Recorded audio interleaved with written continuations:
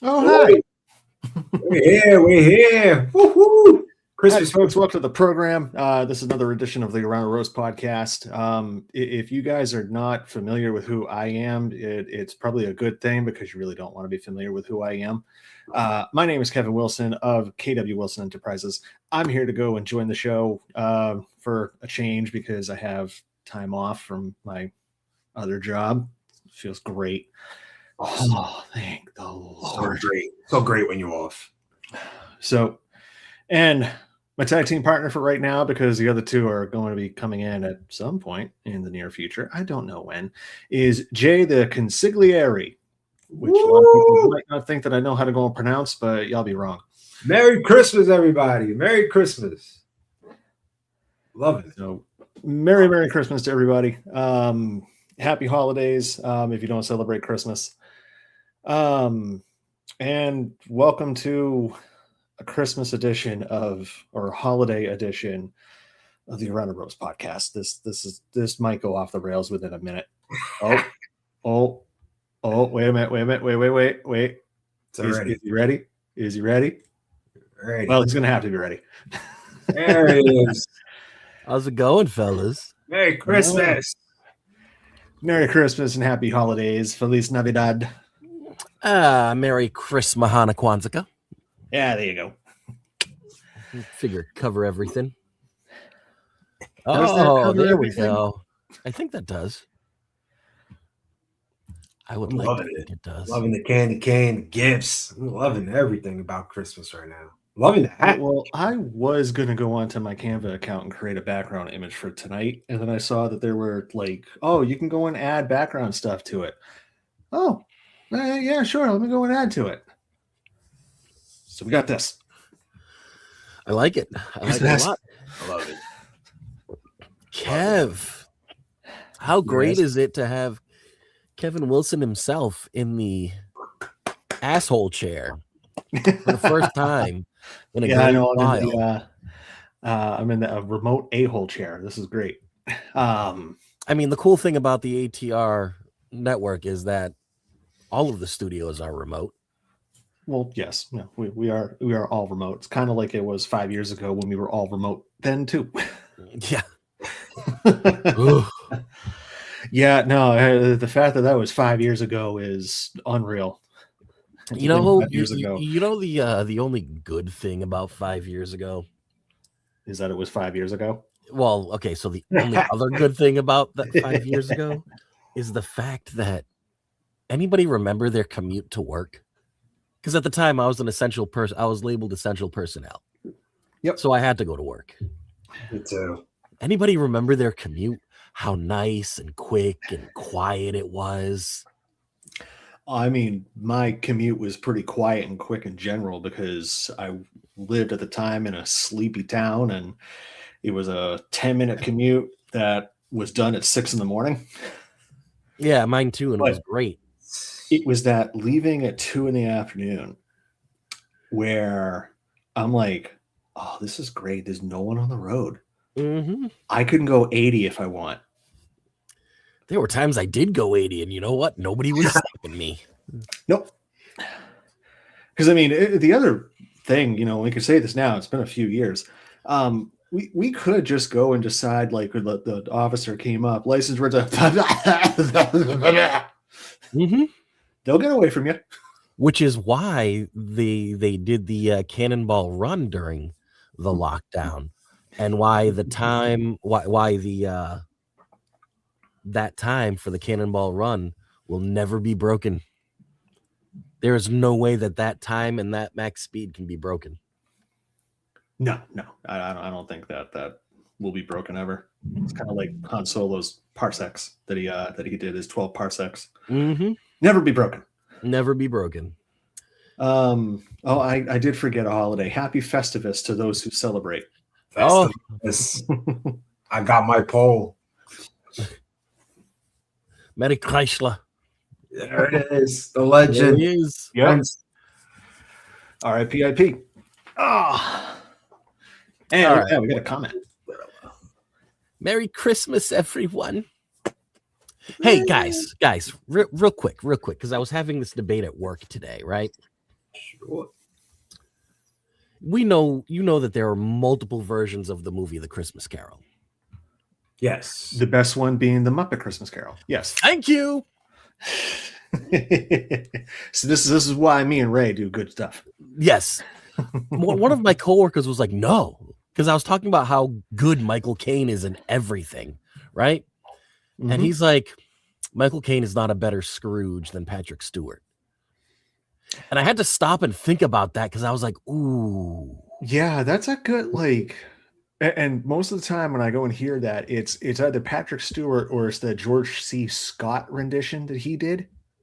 Oh, that's another one. It's another good one, but no, I kind of have to go with Michael Caine because he's Yeah, one of the two actors when it came to the Muppets that rocked it because Michael Caine treated the Muppets like they were fellow human actors. The other actor who was excellent in Muppets, Muppet Treasure Island, good old Tim Curry, who, he was a Muppet. He is a Muppet. Tim Curry is... I mean, him and Michael Caine, you really couldn't put them in a bad role. No, the fact that Tim Curry was able to go and make a board game fun to go and watch on a movie screen. Clue is just an amazing movie. It's such an underrated movie. And of course, there was Pennywise, the dancing clown, and It. Speaking of which, Erica and I, the lovely wife, have been watching. Well, for her it would be rewatching. For me, it would be it was my first run through. Finished it last night of Welcome to Derry. Okay, I have not watched. I know of a few scenes in it because I'm just constantly, seeing stuff. But it's like, oh, I need to go and watch this. I know that you're a horror guy, especially when it comes to King. Jay, I don't know about. We've never really discussed, movie types. Are you a horror guy? Yeah, sure. Bro, then I highly recommend Welcome to Derry. If you can carve out enough time over these next few days to watch it, with not having work and having the holidays and everything, if you can carve out some time to watch it, once you get halfway through that first episode, you're gonna binge it. It's only 8 episodes anyway, but oh my god! And the fact, it fills in so many blanks as far as Pennywise that are left out of, obviously for time reasons, left out of the movies. It was included in the books because, let's face it, you don't have a time frame with books, So it's why I'm a big Harry Potter fan. So the new series they're doing on HBO Max / Netflix / Maxflix or whatever they're going to call it now. Do we know the status of that? Oh my God, Tatum Paxley just showed up to NXT with a friggin' chainsaw during Izzy Dame's match. Oh, okay, like Retribution style. So supposedly that deal, WB nixed the Paramount Plus deal. Oh, they did. The Netflix deal. Yeah, they nixed it. Which is surprising because it was like $20 billion more. Yeah, and it was straight cash. They weren't going to give stock, because the Netflix was half stock option, and Paramount came in a very hostile way. Was like, straight cash, homie. So I mean, as long as they do it right, I guess. As long as they're not Netflixing. Faithful David, sorry, Kev, cutting you off. No, you get Faithful David coming through saying, "Hey, fellas, how's the tricks?" The tricks are good. The tricks are good. I was unaware, Kevin, that you moved to Las Vegas, first of all, but I'm pretty sure, David, your tricks don't mean the same as our tricks.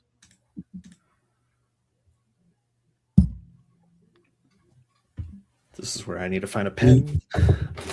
Wait, when did I move to Vegas? When did that happen? Well, that's the only time that tricks are fucking legal. That's the only state in the union that I know of. I know Well, if tricks you are trick is don't- legal. If you don't get caught, there's still tricks. Okay, yeah. I mean, that's true. That's true. So, and like the only trick I know is, remember doing this where like you can Oh, make the camera rubber look like pencil. it's Oh my rubber. god, we are so off the rails. we're off. Well, I mean, if I start drawing that S, we're officially gone. We are gone. So I did not watch Raw last night. And the reason I did not watch Raw last night is because every year we host Christmas Eve, so it was a lot of getting the house Getting and everything everything. ready. Yeah, You know. I get you. David says in the US you'd say how you doing? How you Oh. doing? Okay, I'm doing pretty good. Okay, not too bad. Thanks for asking, David. Yeah, I'll So, be great when Christmas is over. Listen, I love like food is my love language, right? Like Christmas Eve, I always make a big meal and the family comes over, they eat, Nice. drink, the kids open some presents. For me, I love just seeing everybody eating, conversing, having fun. Like that's what fills that's what fills my hollow chest cavity, right? So there's a lot that goes into it. That's why to get back to what you were saying, Jay, as much as I do love doing that, yes, I'm very glad that it's once a year and it's only one day.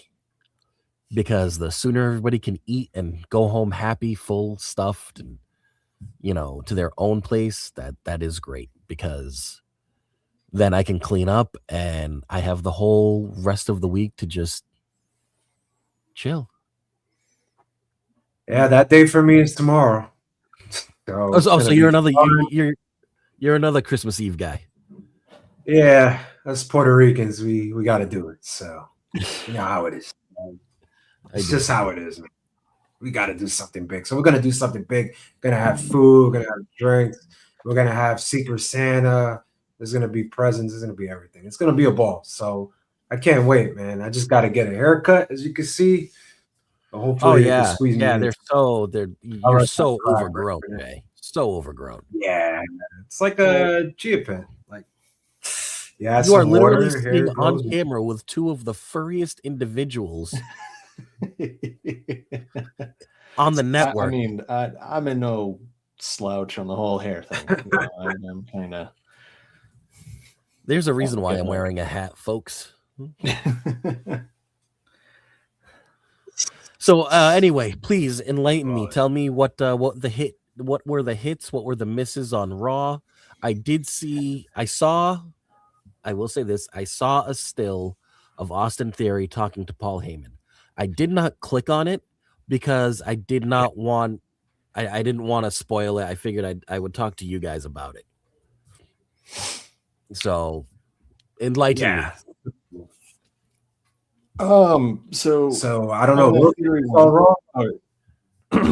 Oh, and I was gonna expand on what you were talking about with Theory. Okay. So with that one, I saw the clip on TikTok this morning. Mm-hmm.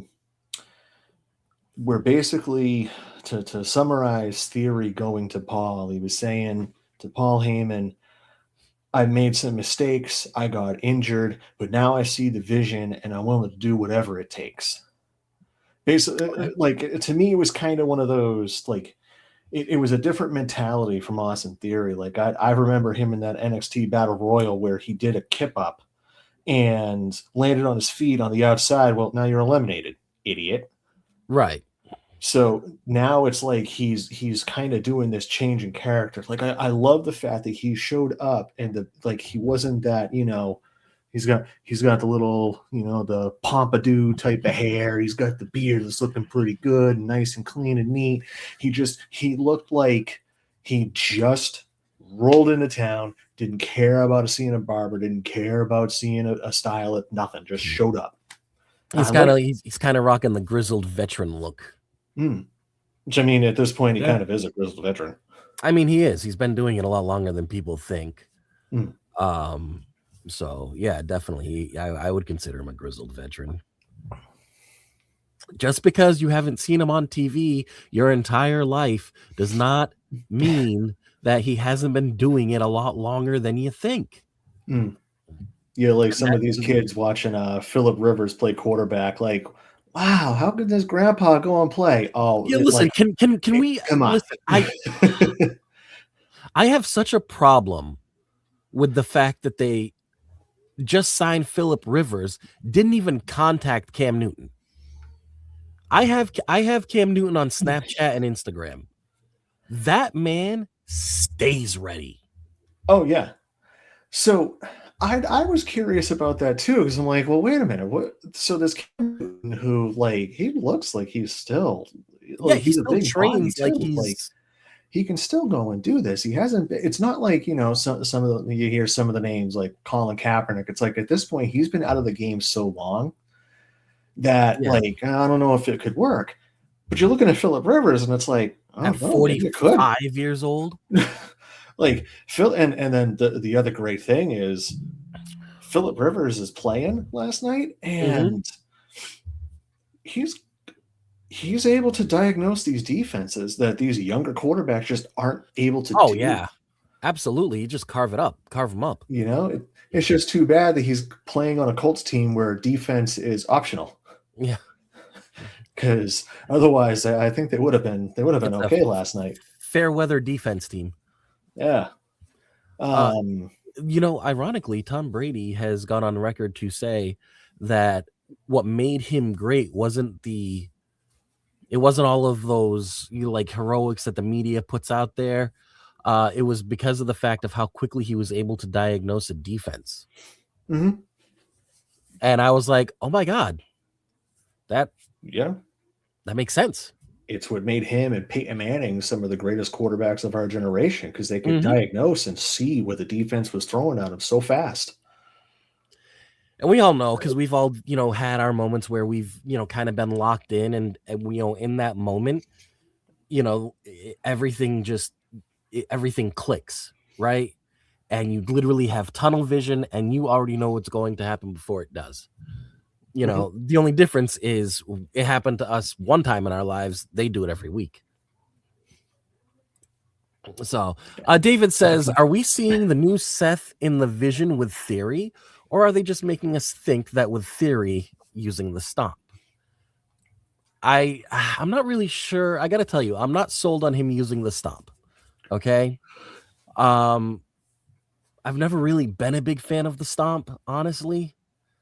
To me, that's just lazy. It was like Orton when he was using the punt. McAfee using the punt is different. I can realistically believe that when McAfee hits you with the punt kick, it's over. Yeah. Whereas with anybody else, it's just like, really, that's what you, all these moves in the wrestling lexicon, and that's the one you chose. I mean, so to me, I have a very, Jay, you're going to find out a little bit about me as we go through this show. When it comes to pro wrestling moves, I tend to go with the simpler, the better. Yeah, absolutely. Or the most wow factor. So Jake the Snake Roberts inventing by accident the DDT. Nowadays, everybody has a DDT, and they have variations of it: a tornado DDT, a twisting, a somersault, an acai moonsault DDT. You have all these different variations, but nothing is better than the DDT that Jake the Snake Roberts used to do. And I would love, just like the stomp is a very simple finishing move. It very clear cut. You take your foot, you stomp their face into the ground. Very simple, very clear cut. So I'm always going to like it. I also understand that, it is also kind of a simple move to go and make. And there's a very easy way that you can go and avoid it. You just have to go and move to the side or duck back. And then they're stomping onto the turf, not turf, stomping onto the mat. And now all of a sudden you can go and say, oh, he hurt his foot. He tried to go for the stomp and buckled his ankle. Buckled his ankle, shattered his patella. Yeah, pulling a Tristan Casas. Um, Womp womp. I might be sprinkling in some other stuff. Look, really? Really? You think? Yeah, well, we started the first 9 minutes talking about Harry Potter, Pennywise the Dancing Clown, and the difference between Michael Caine and Tim Curry. So I figure it's just going to be. I mean, hey, it is what it is. And that's Yeah, all that exactly. Okay, clicky click. I'm thinking that maybe further down the line they're using this to as something for Seth to get pissed off about when he eventually. And you know what? That's kind of been David's onto something here. That's kind of been David's always onto something. It's been a thought of mine the last, I don't know, couple of weeks. I thought instead of revealing it to be theory, let's wait until Seth is no longer hurt and he can actually show up, and then have it be guys that look like Theory, that look like Seth, continuously be the guy. Heck, you can even go and do go and have a Mark Henry looking guy, just to kind of throw people off the scene. I did see a picture of Eddie Hall posing with Steph and Trips. So maybe we stick Eddie Hall in a black hoodie and a shiesty. Yeah, why not? But I kind of was thinking, what if it'd be funny if it was Seth doing this thing to make everybody think it was Seth doing it the entire time while he was hurt. Yeah. Some people thought that. Some people did think that. Yeah. And then they revealed it to be Theory, and now it kind of set in motion. Maybe my thought is Seth comes back and Theory joins him, and this is how Seth gets back at Braun and Bronson and Paul for betraying him. Okay. All right. It's a good thought. That is a good thought. That was a left that I wasn't expecting. That happens with me a lot sometimes. Yeah, I know. Well aware. Yeah, no, there's history with that one, right? So, fucking kid. Oh shit. Yeah. Anything? 23 minutes. Anything else? Anything else of note, Jay?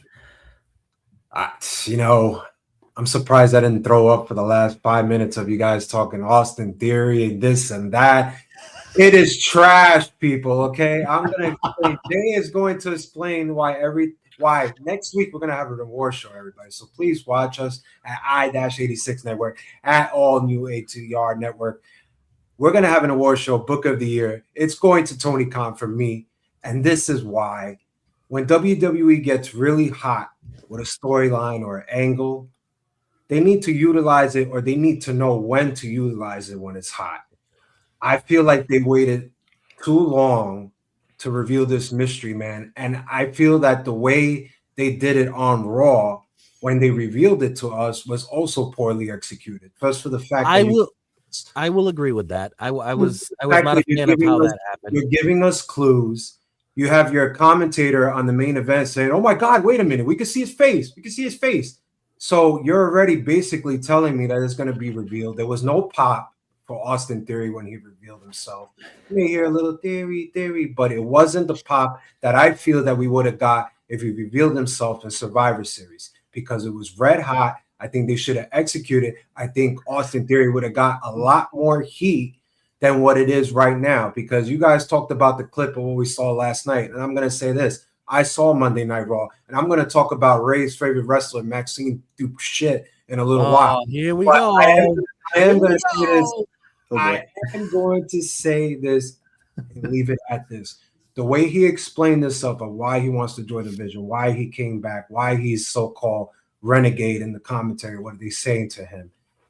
It basically fell flat for me when I was watching it. I feel it was force-fed to watch it, and I feel that there really is no plan. You got to talk about a finisher with the stomp, and David Reynolds is saying, yeah, it may be his finisher. I think we're getting a little too ahead of ourselves. I don't think they have a plan of Austin Theory moving forward. I know it's the vision and I know that's the story, but I just feel there's no plan. And this guy has about 2-3 finishers, okay? So he could use whatever, but I just feel they have no plan for this guy. I feel it was poorly executed. I feel like I'm not interested as I was in November of last month. So, yeah, this is why I have a problem with WWE. They catch fire, but they feel like, no, we should wait a little more, a little more, a little more, a little more, a little more. And this is the result we got. And it's not Austin Theory's fault. So watching pro wrestling in the last 5 years, so we're going back to COVID times.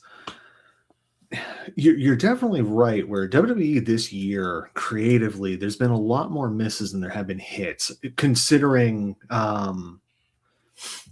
like how it's been previously, like especially leading up to WrestleMania. Hey guys, to WrestleMania 40, with Cody dethroning Roman and everything leading up, with The Rock's inclusion, with the bloodline rules, with everybody. I still replay those last like 5 minutes, of the WrestleMania 40 match between Cody and Roman, because that's just, to use the Martin Scorsese gif in real life, cinema. That's what it was. And that was a part of the long-term booking. But I feel like since 41, with the Travis Scott and The Rock and all that, it just seems that creative in WWE is much more about moment that have no meaning between each other at all, but look at the clicks they got. So I pose this question to you guys. Mm-hmm. Do you think that is more of a WWE byproduct, or is that more of a TKO byproduct? Meaning, are those, is the lack of forward progress, if you will, more on the TKO side because they want those moments, they want to generate clicks, they want to show, the streaming services that they are generating business and buzz and new subscriptions? Or does it all solely fall on WWE? Jay, go first. I say it's a combination of both, just for the fact that they have to put asses to seats. They're doing all this, which I truly hate. I'm not looking forward to this WWE Unreal Season 2. I think Season 1 was a big mistake. Just going behind the curtains, you're basically taking, our beliefs just basically away by a click of a remote control. So I don't like that. I get what TKO is doing, all these deals. I truly feel WWE is under pressure, which is why Wilson is saying they're having these moments, which I 1000% agree, because I feel that it's about moment as well. And I think that's an also part, because then you're kind of forgetting the storyline. You're kind of forgetting all these characters and what we're going to do. I mean, I think the ball drop, like Wilson said, it was cinema, what we saw with Cody and Roman. But I feel like after that, it's just been crap. We've been just getting these nostalgia episodes that we watch every single week, and it's just not entertaining. It's the storyline is off. You put this person with that. Why do I see AJ Styles with Dragon Lee? And why do I need to continue to see that? What was the story in that? You just grabbed the partner and they just won the belts and now they're the champs. But somehow you're putting on TV and me, and you didn't have to see Raw last night. You could have saw it last week as well when Gunther's facing AJ Styles. The same thing we're seeing this week. Gunther faces AJ Styles again.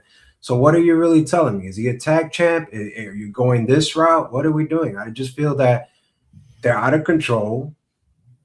They're making some huge mistakes when it shouldn't even be mistakes.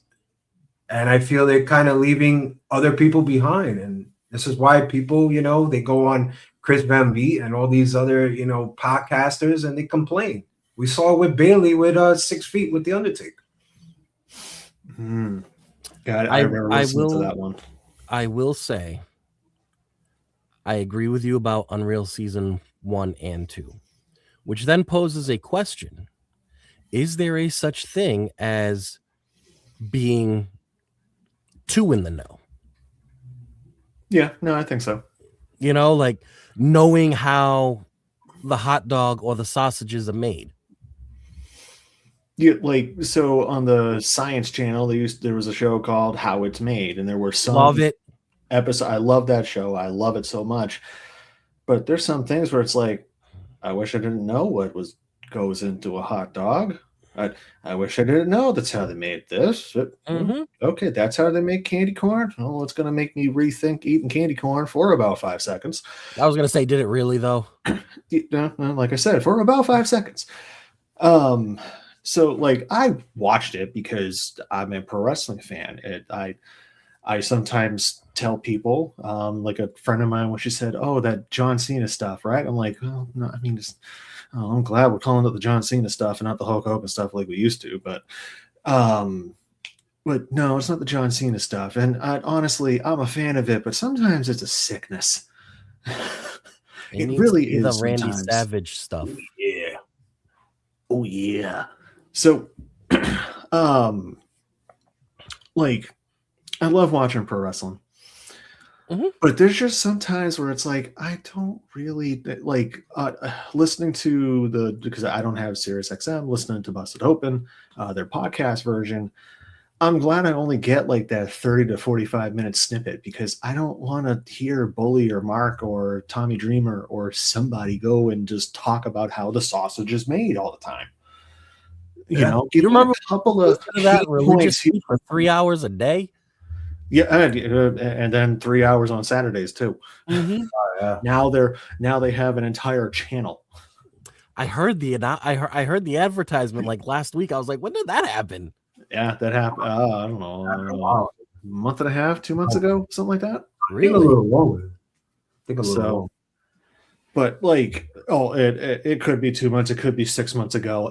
Time is Kevin has in my head. Yeah, Kevin has no concept of time. He's like a dog in that aspect. He's going in the right direction. He's basically saying he doesn't like anything to be spoiled. That's my whole deal. No, absolutely. Wrestling is about the only thing that I don't really want to be spoiled about. Everything else, if I get told something, okay. And also, I used to go on lordsofpain.net for years looking at SmackDown spoilers. So like, I'm not bothered by spoilers as much. I still don't want to be spoiled by it. If I choose to be, okay, that's my choice. But I don't want someone to come and look at me and say, "Oh, you should have seen this match. It was the greatest. It was a barber there. And he went, and they went, Well, now I don't want to watch because you just went and told me the whole thing." Right. But that goes into the conversation that Jay and I had with Bobby Fish last week during the Fishes tank, and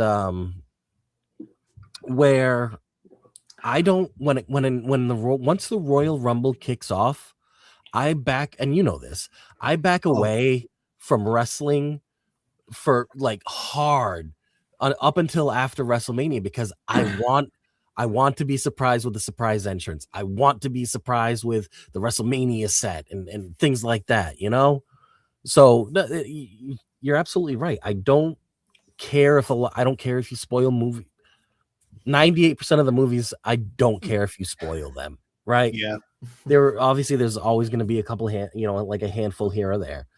But wrestling, just, you want to spoil a book that I'm reading, fine. I'm still going to read it. I'll forget about what you said. When I had Half-Blood Prince, and I was reading that book in my freshman year of high school when it came out, and kid in my study hall class comes up to me, "Oh, you're reading Half-Blood Prince?" Yeah, and I'm reading it. I've been reading Harry Potter books for, I don't know. It would have been almost 10 years at that point. Yeah, I think I was about 9. It's in like 99 was when I got those first 3 books. So I'm like, I've been reading them for 6 years now. So yeah, no, I'm a big fan of it. Snape kills Dumbledore, right? Bruh, seriously? I put the bookmark in, I shut the book, I whacked him in the side of the head. Man, I would have fucking hit him in the throat. That's a big one too. Dick move. Oh yeah. Yeah. I still read the book, but now I'm Oh, of like, course you did. you've got to be kidding me. I now know like the big plot point at the end of the book. Oh, I might as well go and flip through. And then I go and find out that, oh, Harry and Ginny finally get together. Oh, great. Let's go and spoil some more. Ah, Listen, I understand. I understand. But here's the thing. Here's the thing. WWE, they already spoiled it for you without you even going on the dirt sheets. Just look at the card. Like when I see Austin Theory in the main event with Boston Reed, I know 1000% he's going to get the pinfall. He's going to take the win. And that's what happened. oh, yeah. That might not be so much the WWE spoiling it for you, but more of you've been a wrestling fan for so long, you know how it's going to work. You know how, like if they're going to, as good old JR would say, the proverbial push. If you're getting the push, JR, the push. Where's my push? I want my push. If you're getting that push, you know that like if you think, oh, Austin Theory is going to be getting the push right now, that he's going to be the guy who's making the big deals, the big wins, he's going to be getting the pinfall. He's going to be featured a lot. He's going to get the beginning and the end. He's the opening of the show and ending the show. Like you just know that's going to happen because we've been watching for so long. We understand how it's going to work. It's why like there's a lot of I don't get bothered by spoilers of movies anymore, because by about 20 minutes into a movie, I know how it's going to end. Right. Because I've been watching these movies or these type of movies for so long. Like horror movies. I love horror movies. You know who the first person is going to die. You know who the second one. You know the white blonde is going to die the worst. And you know the two at the end who survive are going to end up having a moment where in relief they kiss each other or they go and embrace each other because they survived a horrific night. It's the horror movies that I love where everyone dies. Everyone just snuffs it. And it's like, ooh, well, that got my attention. Everybody dies. I mean, everybody does die, but we got a Hollywood is living dead. Everybody dies, and I can die. There you go. David says, if I were an executive of a wrestling company, I'd pay close attention to these dirt sheets and keep an eye on what they're spoiling or predicting and do the total opposite to make them look like fools. Right. Yep. Right there. That is the troll move of the century. That is absolutely the moment of, oh, did you go in here? John Cena's going to actually retire or not to use the John Cena because that one, knowing the family, he is actually retiring. Right. But let's go and take, so Drew McIntyre is going to go and win. He's going to go and have this like barn burner of a match with Cody at the Royal Rumble. He's going to go and win the WWE Championship. It's going to be awesome. And if I was the booker, everything you book is in pencil. I take the eraser, I go and erase it, and I go and write down Cody squash 3 minutes. Drew no offense. You got a Daniel Bryan Sheamus him? God, I mean, what better way to go and troll the dirts than to do it that way? So the downside of trolling the dirts is that you do run into you're doing it at the expense of your talent. Yeah. You're doing it at the expense of the talent. So again, this is how you troll it with everybody expects Drew McIntyre to win, and now that you have betting apps putting out odds on who's going to win, which in pro wrestling has always weirded me out because that's a predetermined thing of who's going to win. So like it's like asking it's like betting on whether or not Sylvester Stallone's going to survive the next Rocky, or it's a little smelly. Survive to the end of the next Rambo movie. Yeah. Yeah. So what you do is, Cody beats Drew, but he beats him with a wrestling move. It's like schoolboy, a roll up, some type of crucifix pin, or the pin that Mercedes Moné lost against Alex Windsor. Which I'm like, oh, that is a great pin combination. That I love that, and not because of what those two were wearing. I love that. It took you a second there, Ray. It did, yeah. Second. You stuck it in there. You stuck You it in. you're slipping. You're slipping. If it took It's you been a little while. longer. It's been a while since we've seen you. Still with early, something. still early. Oh, put it this way, Dave Meltzer would hate my guts for it. F what he's gonna say. Listen, I am so over. I am Not a fan. So I went and heard I heard that this was going at that Cody was going to go and win this match. But my sources could be wrong, but they're pretty good at knowing. But anything could happen. anything can happen. Which one? I wish is I it? wish life operated the way that he thinks that disclaimer works. Mr. You know, Meltzer, plans change, pal. You owe $3,000 in back taxes. Well, I mean, the plans could go and change. I could actually go and get $4,000 in refunds. I don't know what type of glue you've been sniffing, son, but that's not how this works. Dude, Let's talk like that, bro. it's true. Like that and weathermen, that and meteorologists are the only They're predicting six-figure the weather. salaries. The only six-figure salaries I know that you can continue to make while being absolutely wrong 99.9% of the time. I know. It's like they're making a prediction based off of models, like the weather people, and it's just like, oh, they didn't get the temperature right. They were so wrong. They get to keep their jobs. Like, yeah, they get to keep their job because they're doing. Are you going to go and sit there and pour through the numbers and models and calculations to go figure out what it is? It's like I can barely be able to figure out the dew point, the humidity pressure Percentage? stroke on air. That's what's going on. Do you smell burnt toast, Kevin? Nope, just shame. Okay, just making sure. Which might be worse. Oh, I'm out. All right, well, it was good. It was No, good talking to you. Oh, you're out of your drink. Gotcha. I'm out of my go-go juice. He's just like, oh well, I'm out.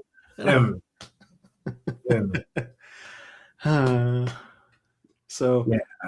All right. So what do we think? What do we think? I'm watching. I've got NXT on as always during the show, Horrible. and I gotta tell you, why do I have it on? It's run by incompetent people, NXT. I mean, there's a sit down with Obafemi right now and Leon Slater. Why?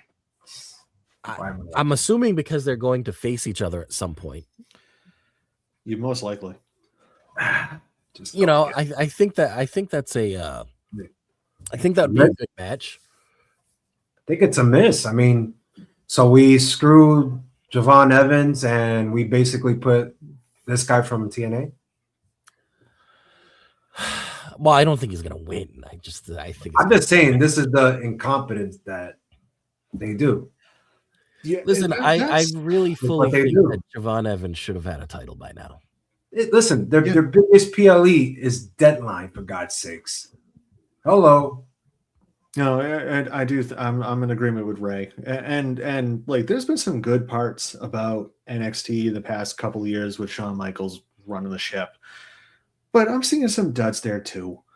You know, and like that's just why I'd like to go back to what Jay was saying, how it's AEW is Booker of the Year. I don't, because I work nights.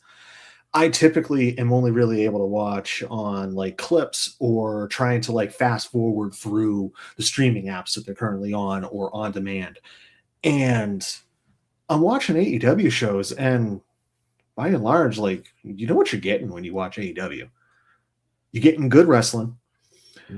You're getting, I don't want to say good wrestling like it's Bret the Hitman Hart versus Ric Flair, but you're definitely getting Engaging wrestling. Good I think it's engaging matches that have the potential to be more. Yeah. And MJF came back last week. Yes, and That brings up that's going to bring their ratings up quite a bit because MJF is a draw. Yeah, he is the fact, like, you go in here nowadays, people singing along to entrance music, singing along to Chris Jericho's Judas. But I think the more over you are is when the crowd is singing along to an instrumental. You know, Seth Yeah. Rollins with his "Oh," or Becky Lynch, or MJF. Yeah. You know, with the ba ba da da da da da da da da da. It's like there's no words to this song, and you're all singing along to. Oh yeah, Listen, there's over than that's also no offense, David, but that's also the England crowd. They're a little wonky to begin with. I mean, they're starting soccer chants in the middle of the matches. It's a whole different vibe. I mean, it's England. What else do you do over there? Drink and eat. And when I say drink and eat, like it's either blander, or blander than bland for food. Listen, man, bangers and mash are a staple, and I will rock with bangers and mash. I will absolutely done. rock with bangers and mash. I miss Peddler's Daughter in Haverhill, Massachusetts. Their bangers and mash was spectacular. MJ O'Connor in the Seaport. I am excited for the Scotch Irish pub that is coming into my town down here in South Carolina in February because, let me go and try this and see if their fish and chips, their shepherd's pie, their Scotch eggs, their potato and leek soup. Yeah, Scotch eggs are just. And then having to explain to your very southern coworkers what haggis is a trip. You know, and then they go and look at you like, that is gross. Like, why would you go and eat that? You guys are like, y'all are the ones eating chicken gizzards and chitlins, and haggis is gross. I mean, I don't eat chitlins or gizzards, and I still think haggis is not for me. I tried gizzards down here. They're all right. Did you have them fried? Yeah, they were fried. What else are they going to go and do with them down here? They fry practically everything. They fry your couch. Yeah, I mean, it's one of those questions that as soon as it leaves your mouth, you're like, I wish I had that one back. Yep, exactly. And I'm like, no, like, of course they fry it. They fry everything, Dad. They fry. Well, I mean, we fried Oreos in Massachusetts. I was going to say, but I'm pretty sure that originated down south. I'm pretty sure it did. So there's a lot of good food down here, though. I dig a lot of it. I did. You know, one thing that I never thought I would go and eat down here that I eat a lot is grits. Oh, yeah. How do you have your grits? So when I first started eating them, I had to go and throw. I typically would make like standard grits and throw cheddar cheese in it. Now I'll go make, and it was a lot of cheddar cheese because I offset it. But then I got used to the texture and the taste, and now I'll go throw some cheddar in there, but typically it's just the regular old grits with salt and pepper. Nice. And from the old show, right? If you remember, I also do have a few of the old Dano seasoning. You don't know till you Dano. I throw that stuff on practically everything. I made a pizza the other night, and I did their new chili lime in the sauce, and then I went and put the cheese and my pepperoni and bacon, and then I went and threw some of the cheesening on top of that. Oh boy, let me tell you. I have heard nothing but good things about the cheesening, but I do like the idea of that lime one that you put in the sauce. Oh, that chili lime was really, really good.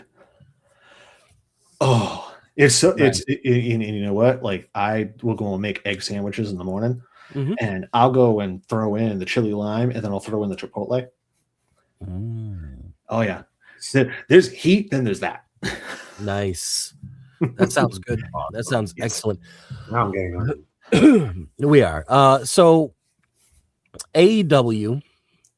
Let's move on to AEW from WWE, because we've just been on WWE for so long at this point, and we all a question that I want to ask in regards to WWE is, do you think that our displeasure with WWE, is it more the product? Is it us?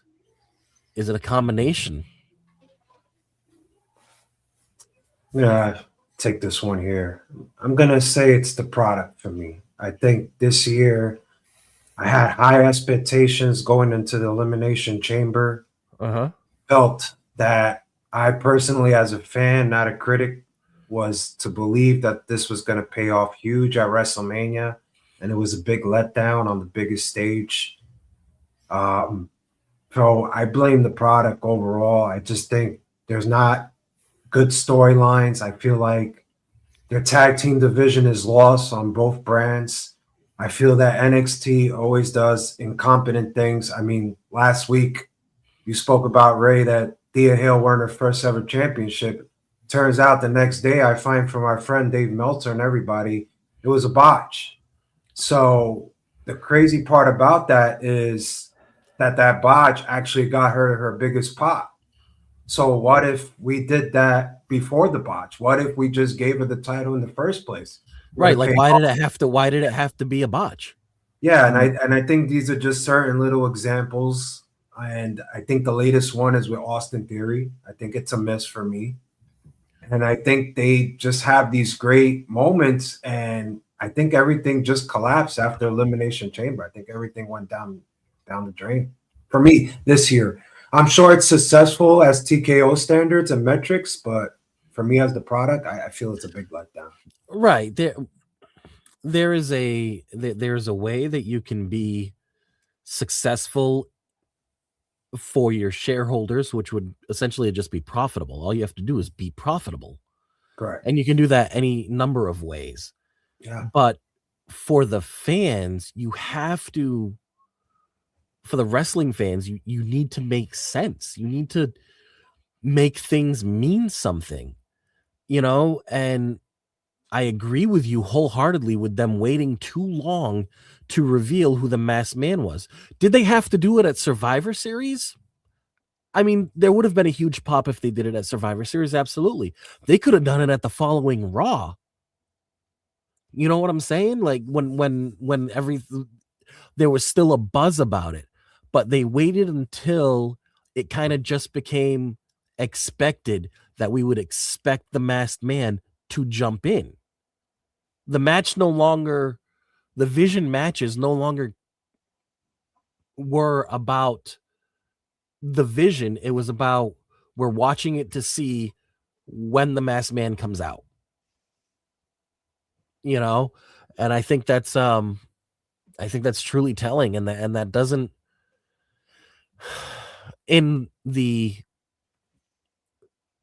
fans, in a lot of the fans' eyes, I don't think that really helps them as much as they thought that it did. Yeah, I mean, David here says a lot of people are saying the botch was down to Blake Monroe apparently, but I think it was miscommunications on both sides. I agree. I think it was miscommunication. It just happened. But the problem I have with that, David and Ray, is when I saw it play back, the referee was holding the hand up to 2 for way too long for me. It's like, person didn't know what to do, held the hand really high, and then just let go of the 3. That's why it was a big shocker. And if it wasn't a botch, I thought it was a great moment. I was like, oh wow. But then when I hear a botch, I'm like unreal, and I think that's the problem with the product, that it went so down for me. And I'm going to let Wilson take over after this, but I'm going to basically say that the product went down for me for the fact that you have your TKO stockholder in Dwayne Johnson. You have him the next day after Elimination Chamber, or maybe that week doing press on ESPN or Pat McAfee or whatever it is. It was that week. Telling you, during that week. Basically telling you why he showed up, why it went down. You're reminding me again on Netflix as well, why he showed up, why Nick Khan made the call, this and this with ticket sales. It's like, so this is what we really worry about. It's just kind of getting the revenue, and this is why that we unfortunately have to watch SmackDown for 3 hours again, which I'm not excited for next year. For me, it's just after how long of the 3-hour Raws we saw that sucked. It's like, you would be excited for 3 hours SmackDown. Overall, I think it's the product, and they're just trying to live up to all these deals that they made, and we gotta gotta suffer for. Unfortunately, this is a loss for me as a WWE fan this year. So I was listening as I was refilling my go-go juice, and I'm like, so the botch last week, I think nobody really knew what to do. The fans didn't know how to react because this looks awkward. T. Hale didn't know how to react. Apparently, I go on Cage Side Seats and read the rumor roundup every morning, and the rumor is that Blake Moreau's wind was knocked out of her, and that's why she couldn't really do anything. And I've had that happen to me several times in my life where the wind's got knocked out of me. You know, when you're 11, you ride your bike and you don't hear your dad say, "Don't turn the wheel on the sand, you will fall down." You fall down, you can't breathe. Because and the wind knocked out of you. Yeah, nobody is, to be clear, nobody is blaming anybody. Oh no! When you get the wind knocked out of you, your body's natural response is essentially "fuck everything else. I need to breathe." Yeah, no. Let me just lay here. Let me just lay here. Okay. Can I breathe now? Can I breathe? I can breathe. Okay. All right. Let me get up slowly. Okay. All right. I think I'm good. But no, I'm not blaming anybody. I'm not looking at it. It was awkward as all get out with the ref just kind of doing the 2 and doing the 3 and just yeah, it's a 3. It's like, dude, you got and the thing is, smoother than that. Yeah, I mean, we've been watching wrestling. We've all watched wrestling long enough now where we pretty much know most of the cadences from the referees. Mm-hmm. You know, so automatically, you know, when that 3 didn't hit when it was supposed to, we knew something was odd. Something was afoot.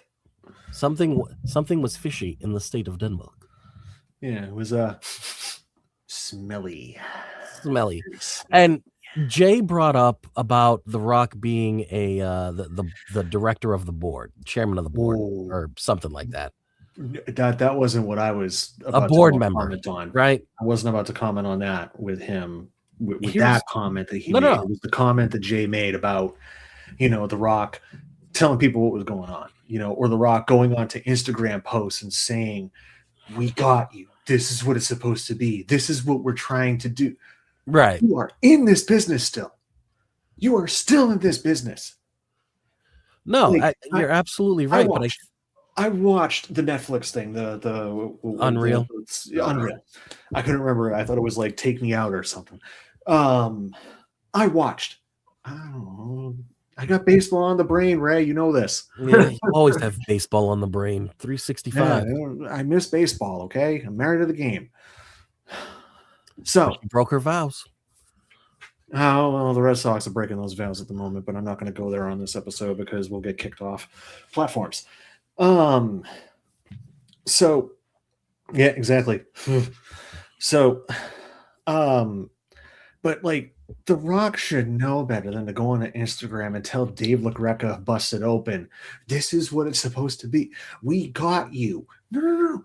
I don't want to know that we were got. I don't want to know that. I just want to be got. I just want to, I have a suspension of disbelief about this stuff. I am watching 2 men in tights and oil on their bodies rolling around in a squared circle. Okay. And the reason they're doing this is because Guy A went and beat up Guy B's wife.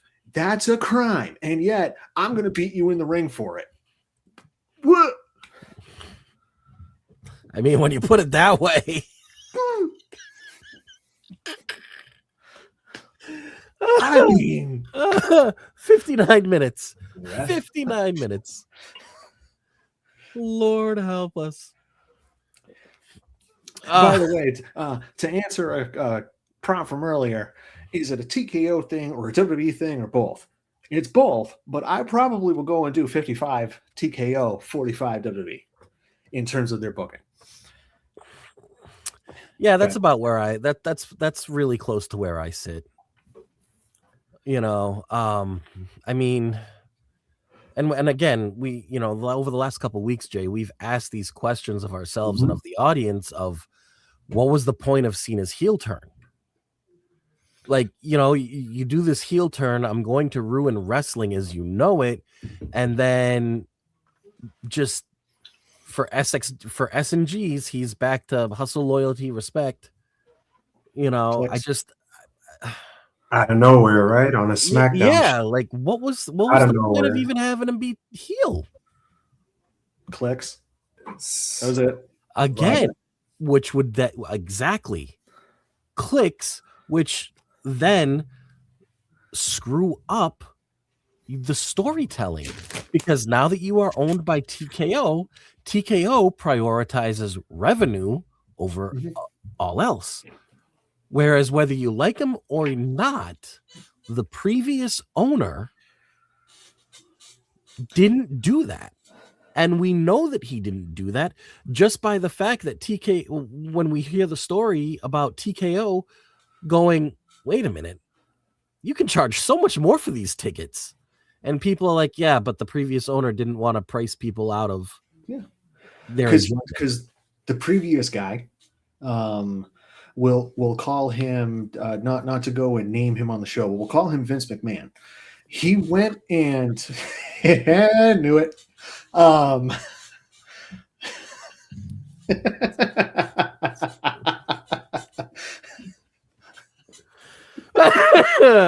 fuck you, Kevin.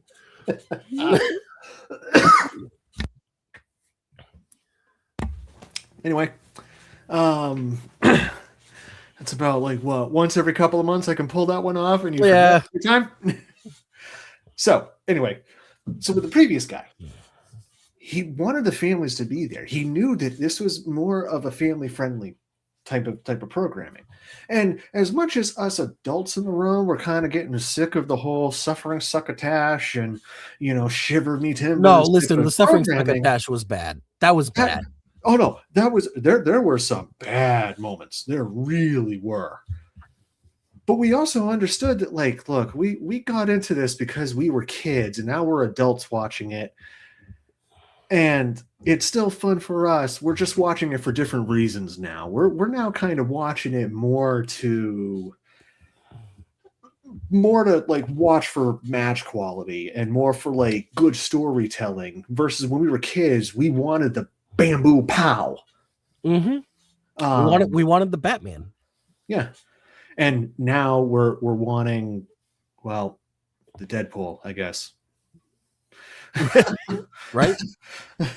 Well, okay, I'm wanting the Deadpool, but I don't think I'm ever going to get the Deadpool I want in WWE, at least. Maybe in AEW, you never know. But with the previous guy, again, it was he knew how to go and book things the right way to a point. There was a point where, the fart humor, okay, you've done that one before. Yeah, okay. Yeah, no, sir, you've done that one before. Sir, I'm telling you, you did that 2 months ago. With somebody else. The one that I never understood was the one with Natty Neidhart. I'm like, why are we doing this to her? Why? Because the people that just go that are just like, I'm doing my job. If the boss asks me to do XYZ, then I'm going to do XYZ. And I think in a lot of aspects, in many aspects, that is it at some point it comes to a point where it gets abused by the company, and I don't mean just WWE. I'm talking about just in general. If you are that worker that they know that they can rely on you for because you're going to get it done, it happens everywhere. Yeah. And I think that's that's unfortunately what Natty's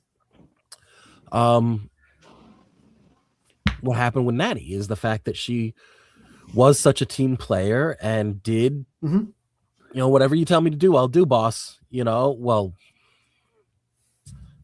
within Yeah, reason. we're gonna go and because I mean there were some really crazy ideas, like the one rumor that we've heard for years that got confirmed was when Stephanie was pregnant with her and Triple H's first kid. Mm-hmm. They wanted to do an incest angle Yep. that Vince was the dad, and then it was Yeah. Shane was the dad, and it's like they turned that down twice. It's like that's a bridge too far here. That one's a little like I think it was funny. I think it's funny that it was turned down when Vince originally pitched it, that he was the dad, and then he was like, "Oh, hold on, I got a better idea.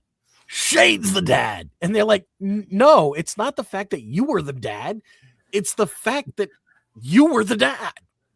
It's the fact that you're trying to make a very close family member the dad, and like I think that whole summer it was just so much better to have Triple H with DX back on the mic God. going, I heard that, the one who sired the child, he's he then goes and takes his hand to his leg. He's like down to here, going to his knee. And then Yep. Sean, the born again Christian, going,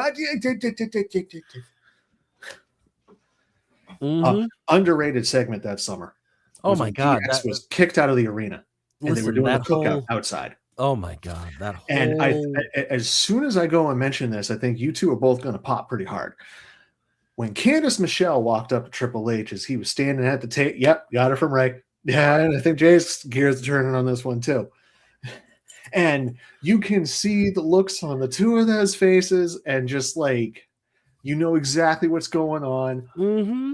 Now, I did not need to go and have Triple H squeezing the mustard bottle in time with how that works, but it makes it at least it wasn't the mayonnaise bottle.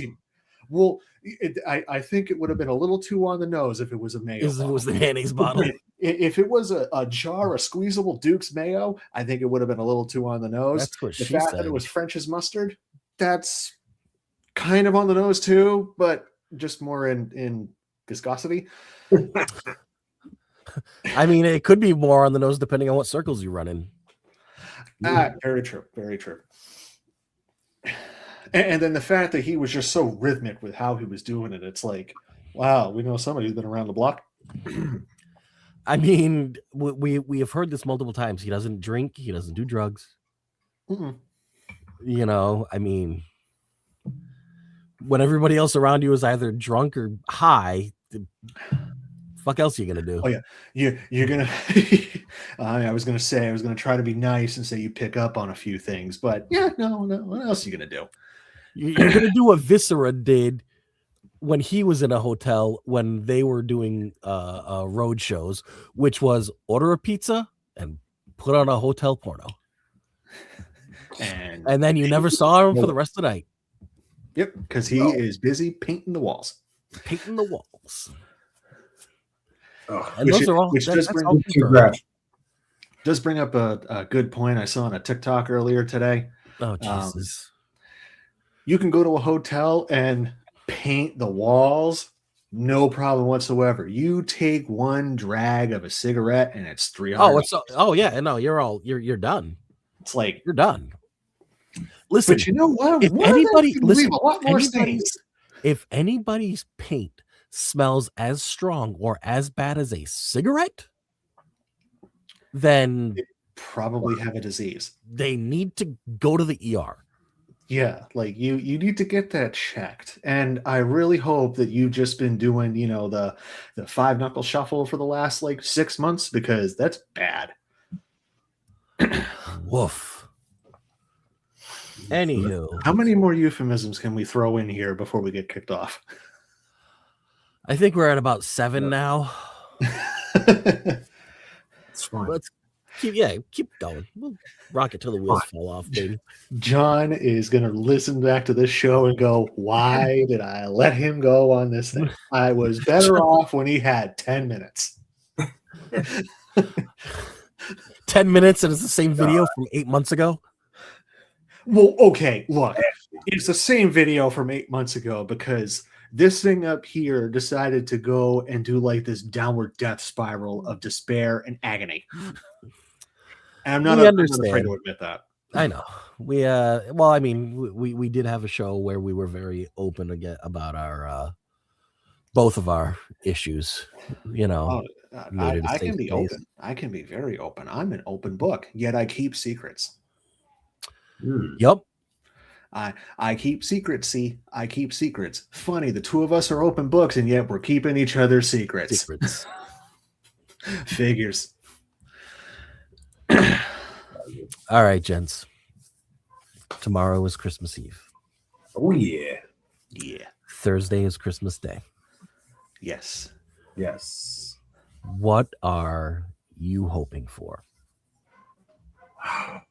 Honestly, I'm hoping for one thing. What? Jordan Gamma Blue 11s. Ooh. I basically tried to get them on my app, try to get them on my computer, you name it, and I failed. All sold. I failed. That's all I want. I don't want anything else. Just give me that straight.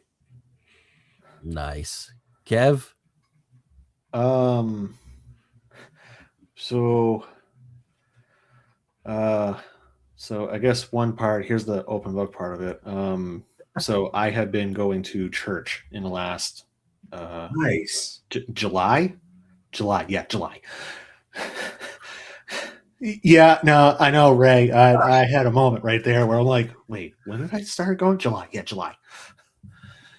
So I've been going to church since July. Well, there's a woman there who's been kind of eyeing me, I get. Oh, okay. Hang on. I can't help laughing here, guys. I just realized that Kevin's screen is in the corner. It's literally Kevin's corner. Oh, now I really want to watch Wilson's corner again. Fucking David. That was a good one. That was a good one, David. Thank you. That's a good one. I like that. That was great. Oh shit! Really, like, you know, they say don't put baby in the corner. Well, don't put Kevin in the corner. He gets a little unhinged. No. We want Kevin in the corner. We want another Wilson's corner. Yes, we will get Wilson's corner in the new year. In the year of our Lord 2026, we will get Wilson's corners again. Where maybe even the production will be a little bit better. It won't be, you know, doing this. I mean, I thought that this was. I thought that it added to the character. I got some ideas. Anyway, so there's a woman there. I'm like, ooh, she's kind of cute. She's kind of cute. You know what? I think if she's there's a Christmas Eve candlelight service tomorrow night for my church. I think I might, if I see her tomorrow, I think I might just walk right on up to her, introduce myself. Nice. Do it, Kev. Might even have to showcase a little bit of personality, because I just, in one particular aspect in my life, I got a little bit of like a closure on something, which is helpful to me, because it allows me to kind of move on and go, okay, you should probably go and think of something else. So, and that's what I'm about to go and do, and it's going to be great. Yes, it is. But if I see her there, I didn't see her there a couple of weeks ago. And you'll see her there. You will see. There's that. In terms of gifts, I already know one gift I'm getting, because I saw the box labeled 47, and I'm the only one who goes and gets things from 47 brand in the house. So, like, I saw the box. I'm like, oh, I'm going to have to keep pretending that I didn't see the name on the box. Okay, well, what is it? I know I know that is the Boston Bruins hat with a brand new logo on it. Oh, nice. Nice. Which actually I interviewed for 47. Oh, really? Yeah, they had a posting for IT, and I applied, and I got into the second round of interviews. I was hoping. I was hoping. That would have been so nice. Oh man, I would have every single Carhartt 47 edition New England team hat, bro, like crazy, Gotta build your own shrine. right? I bought this for my brother a couple of years ago. Nice. He's like, I'm not really going to wear this. Like, here, you have it. And I'm like, oh, cool. Yeah, I'll have it. And it's a 47 brand hat. Mm-hmm. So now whenever I go into church and I wear this hat, they all look at me and go, oh, aren't you excited about this football season? Yeah, of course I'm excited about this football season. Have you seen what we've dealt with? Yeah. Like I told one guy, I was exciting at the beginning of last season, and by the end of it, I was excited it was over. Yeah. Exactly.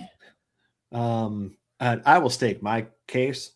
I don't want Drake May winning the MVP. Give it to Matt Stafford. Damn thing's a curse. It is. I had Stafford too. Like me and Ray are Boston sports fans. We measure things in championships, not personal accolades. Got it. Yeah, listen, MVP and Madden cover, those are curses, man. Those be the curses. Yes. I've also got a ton of hats. So, like, the fact that I actually got this hat when they all know that I have a ton of hats, and I probably shouldn't need any more hats. But I'm like, no, like listen, that's like saying Jay's got enough sneakers. Yeah, I work with a guy who's a sneakerhead with Jordans, and it like I get it.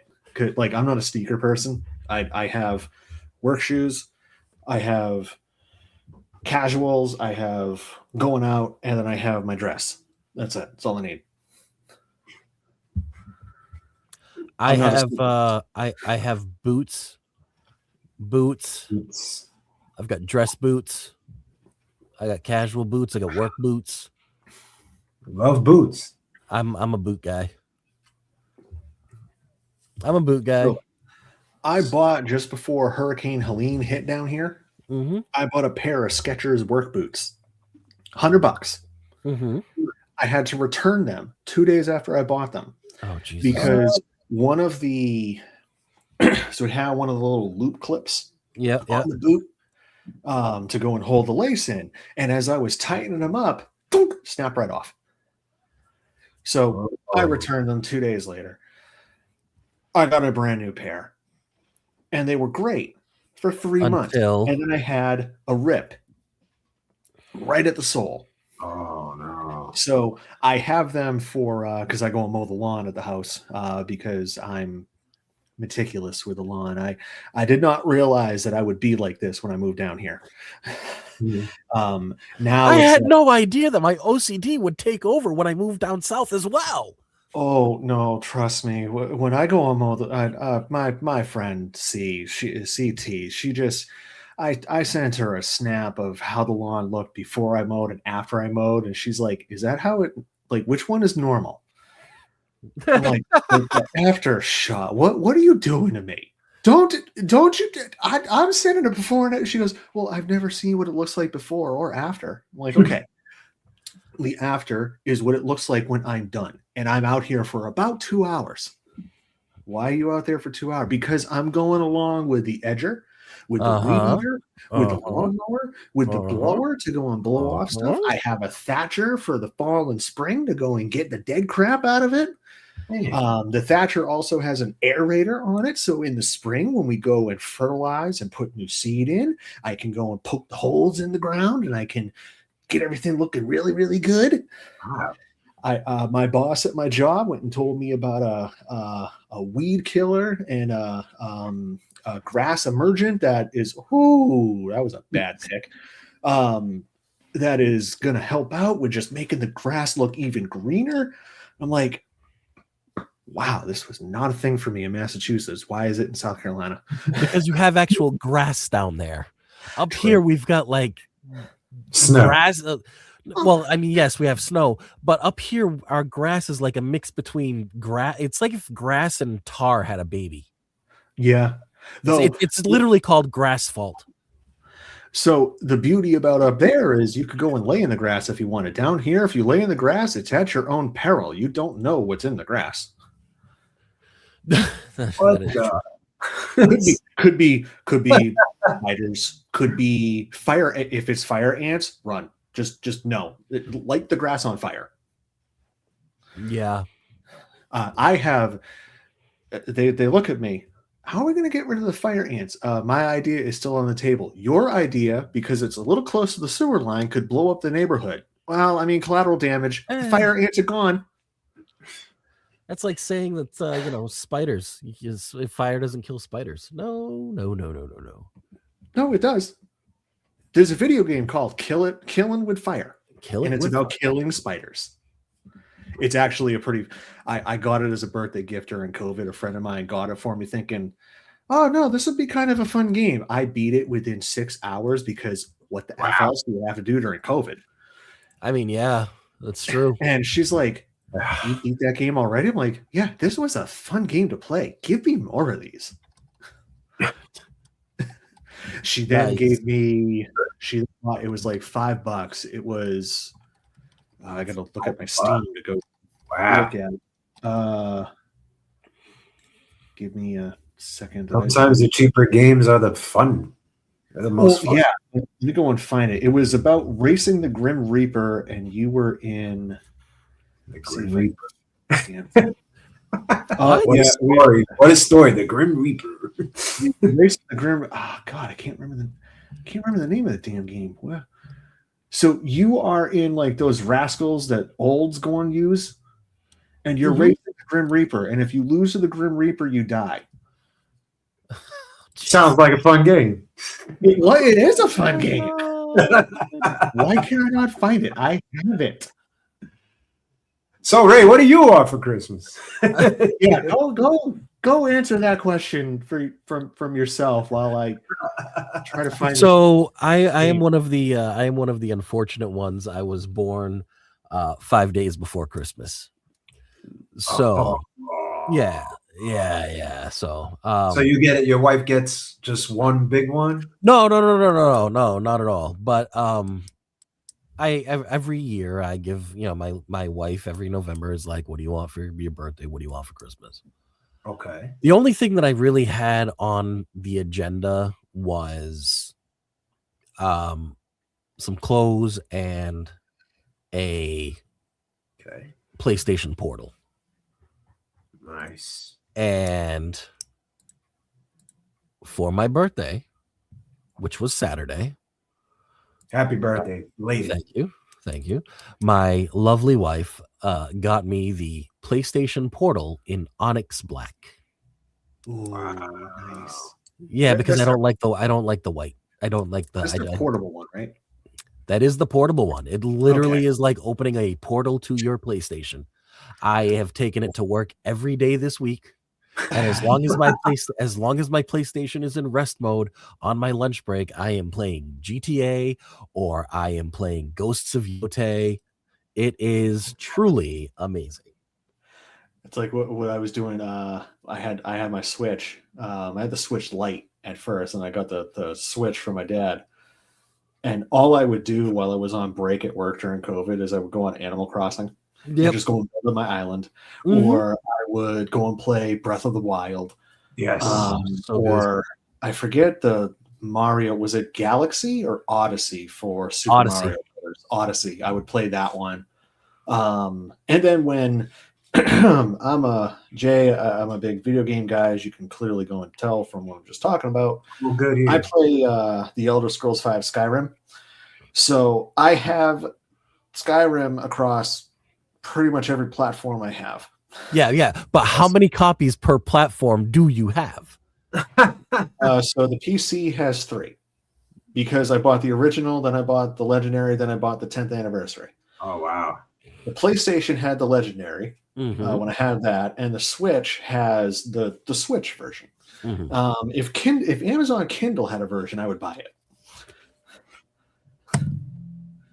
Yep. Who's Dora? Fools Dora. I have a Skyrim Christmas sweater. That's cool. I didn't even know that. Cool. I didn't know that one. Yeah, that I only wear it once during the Christmas. So I have a bunch of Christmas sweaters. I try to wear them at least once. Some are my favorites, and I wear them a lot. Like I'm currently grinding WWE 2K25 on PS5. Oh yeah, There you go, haven't David. bought a WWE game since 24, I think. I'm starting to do with the WWE 2K games what I used to do with Madden, NHL, and MLB The Show that I loved playing as a kid.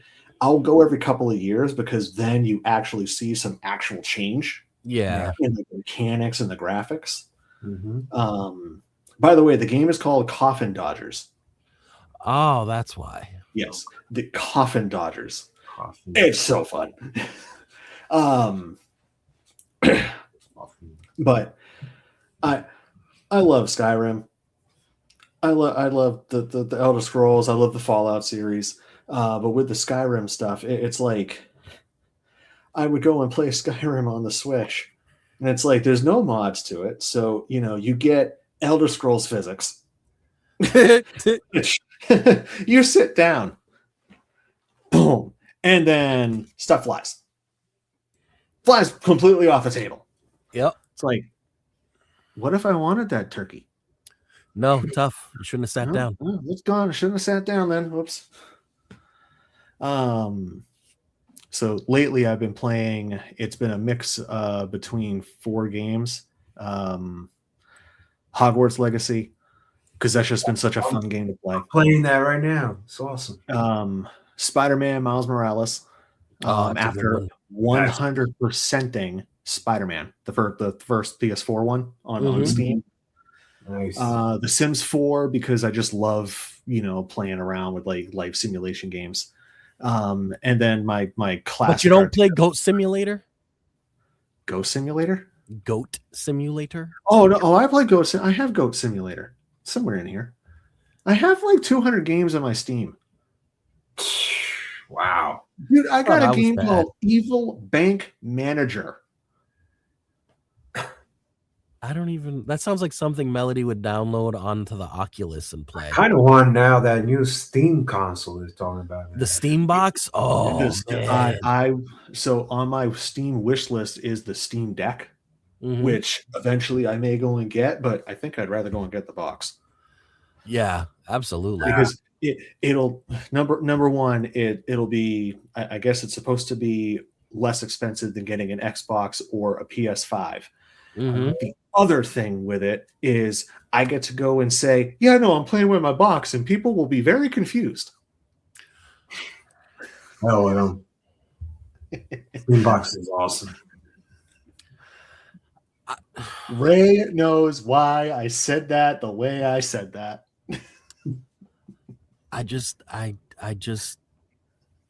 That's not where I thought you were going with it. I thought that you would say, because it's fully customizable. Like if I want to upgrade the GPU, I can, no, it's just because he wants to be able to tell people that he's playing with his box. Right. The Chaos Gremlin has apparently been activated. Yeah, clearly. And somebody waiting in the wings is kind of smirking a little bit, knowing exactly what There he he is. means by that. There he is. Surprise! Surprise! Mr. John, how are you, buddy? It's funny. It's funny. Kevin talks about playing with his boxes, and I show up. Not that box.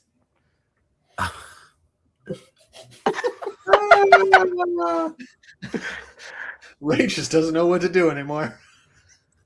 We are off the rails. I am so caught off guard, and I don't know why I'm caught off guard. I shouldn't be caught off guard. I have the most experience with the two of you. So why am I caught off guard? Because this is the first time in how long I've been doing something like Oh this? my God, it's been a while. It's And- been a while. Gosh, do I miss it. Mr. Blaine, Mr. David says, hello, sir. Hello, David.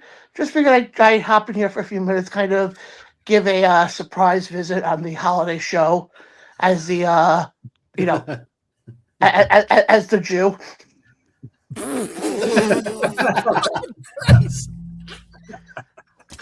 Okay, he started it. He started it. I guess the movie theater was shut down.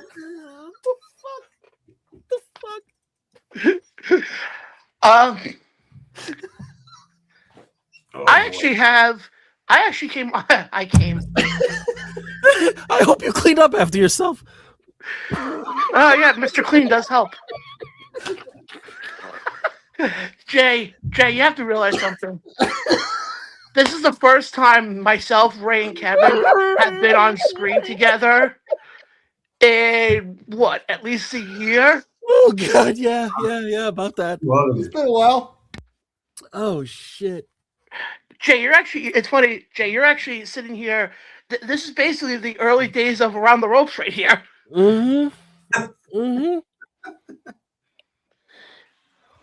I could see. All right. I think Kevin's back. I thought we lost him back, for a he's second. Whew. So, Kevin, how's your box? How's your box? Marvelous and big. How's yours? Oh, nice and That's what Jewish. she said. The rabbi has arrived. The rabbi has arrived. If I were a rich man. Hey, it can't be that bad. Where I work, they did Carolyn today. And Was it consensual? no, yeah. Jack. And what am I going to tell you? They started playing Dreidel, Dreidel, Dreidel. Dreidel. Even though Hanukkah ended like a week ago. I mean, listen, you got to get, I mean, it's the thought that counts. I was trying so hard to sit there and not start laughing hysterically. I think it would have been better if you did. It'd be like, look, that ended last week, but thank you for the effort. Much appreciated. But no, actually, for effort and a gold star. this Jewish Santa here A gold comes down star with of some David. big news. Oh shit! I'm sorry. I have from a really old South Park episode when they did the Christmas songs episode, and all I have in my head is to the Dreidel, Dreidel, Dreidel song is Kyle's dad going, Courtney Cox, I love you on that show with no socks. I know I haven't been on screen much in the last couple of months. Yep, and we know why. Yep. But that doesn't mean I'm not working on stuff behind the scenes. Oh, we never thought of that. Can tell. Are you telling us something? Are you opening up the ATR universe to something? Do tell. Well, I have to get graphics set up, but I'm just gonna let you guys know right now. On our final show next week, when the four of us are on, there will be an announcement. Talk about that New Year's Eve drop. I wish we had an insert of Dixie Carter. Yes, announcement next week. Because I'm going to tell you guys right now, this is an announcement that. So wait. You came on to announce the announcement for next week. Yeah. Okay. I just wanted to make sure. Yeah. Also, I want to come in. Come in.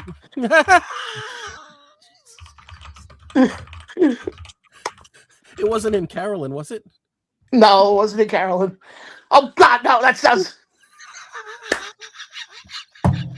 Announcing the announcement for next week. Well, because you always save the best. Because what's one thing they always teach us in pro wrestling? What does everybody remember? The last thing. The finish. The finish. The last thing you see. Yeah. That's what she said. And sometimes that's not what she wants to remember. Hey, this is what we call the tease. That's what she said. Oh man.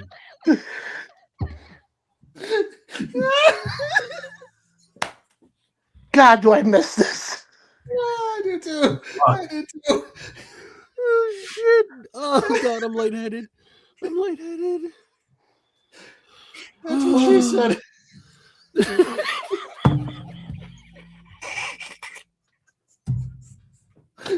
I screwed up John's video. You see, we lost John because you guys laughed until I lost him. Hey, John, you're sideways. Now he's straight.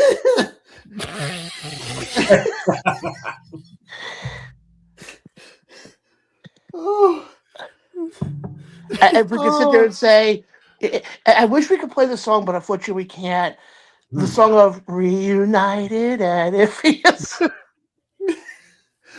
Oh God. I am so glad. Ah. These are So good John, tears. while they're good tears. They're good tears. While we have you on, we had talked earlier about the current state of. He's there.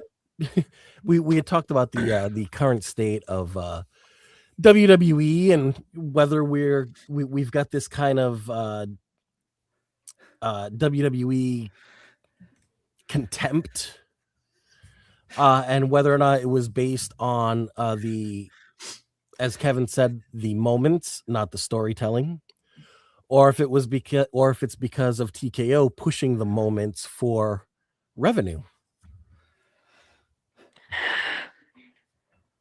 Well, as far as which one do I think? Or is it a combination of both?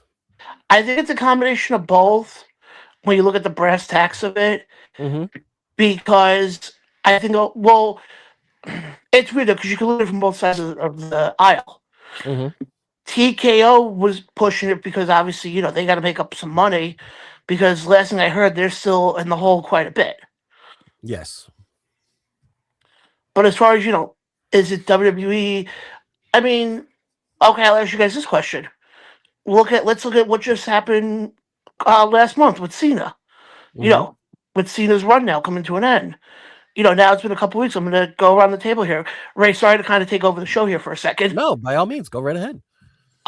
Do you think that was, looking at it now, do you think that was done the right way? Was that moment done, do you think, because of WWE or because of TKO? What, you mean the whole retirement? Like the whole run and everything, with the heel turn to him winning the title. Okay, so I want to say obviously the retirement part is obviously John's call, right? Yeah. So I would definitely put that on WWE. Now we kind of get the water gets a little bit muddy when we start to throw in like you're talking about the heavyweight title run, right? Not the IC. Yeah, the heavyweight title. I look at it as Little technical difficulties. Wasn't he just on here last week talking about how he upgraded the internet? Yes, he did. And how everything is so much better. It was better. He's got that And bar now stool. we're having some technical difficulties. He was onto something. He was starting to cook. He was cooking, but now it looks like his internet's cooking. His internet's cooked. John, we're here. Where if you hear us. I don't know, man. Yep. I think WWE has a lot of making up to do if you're gonna get excited for the Royal Rumble in Saudi. Yeah, that's the other thing is I'm not not excited. Be honest, you're not excited. Listen, for the Riyadh Rumble, I'm not as excited as I would be if it were stateside, right? First off, you have the giant time difference. Okay. Secondly, do we really think that the crowd is going to explode the way that it would, or I always bring back Edge's return right back in at Minute Maid Park. Do we think that reaction would be the same in Riyadh? So I think they have that in mind because a rumor I had read a couple of months ago on Cage Side Seats had said about Royal Rumble Riyadh, where any of the surprises for the Royal Rumble are actually going to be on Raw and SmackDown the week prior, because they don't think the crowd is going to do the same thing that a typical crowd will go and do for that, which is a shame. That is a shame. They want to go and do. I'd gone and accepted it. They want to go and do stuff in Riyadh, Saudi Arabia, and what's the other one? Jeddah. They usually do Jeddah, Riyadh. Yeah, Riyadh and You Jeddah. want to go and do stuff in Saudi Arabia? Fine, whatever. They're paying you a boatload of money. Sure, fine. I have my morals too, but if you add enough zeros to it, what are morals? yeah, I mean, come on, who's gonna? If you seriously look at me and say, "Oh no, it doesn't matter how many zeros, I have moral code. I'm not going to go over to Saudi Arabia." Okay, fine, I'll take your zeros then. I'll go and bury my moral code for $1 million, for $5 million, for $10 million.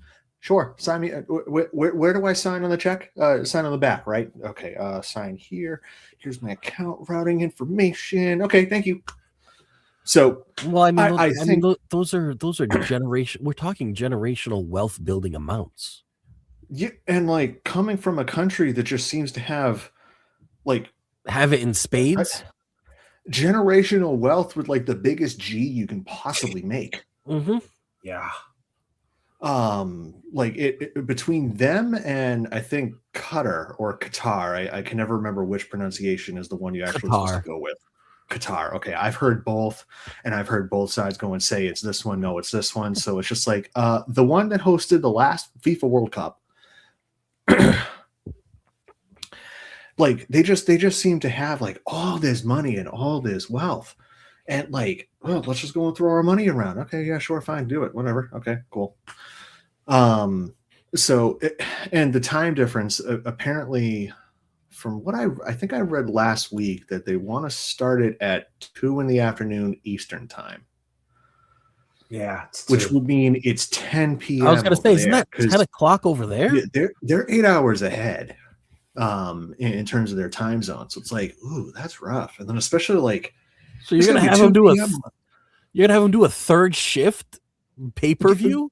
Yeah, like it's weird. And then especially where is this the first Royal Rumble that they're doing 2 nights, or are they just doing one?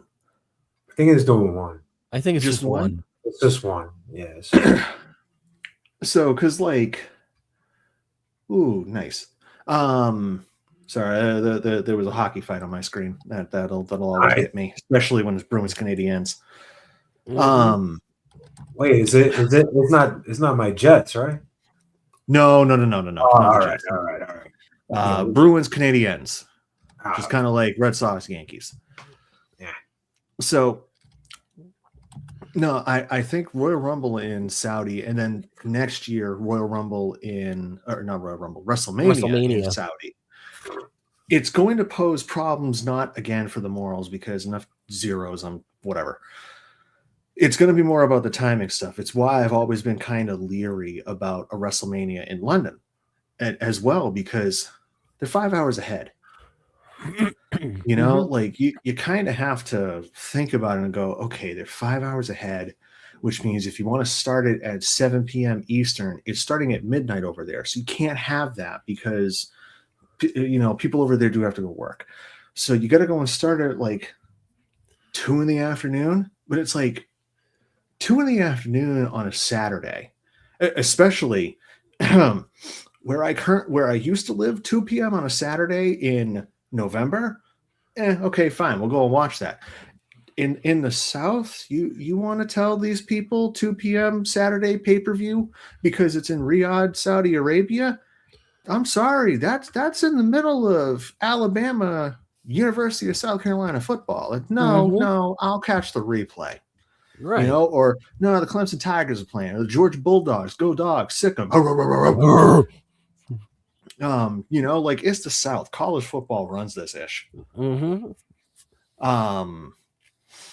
So I think the timing of it is mainly the takeaway of it. I don't think it does it suck that the ladies kind of have to, you know, be buttoned up? Yes, but it's a cultural thing, and whatever, you can deal with it for a night.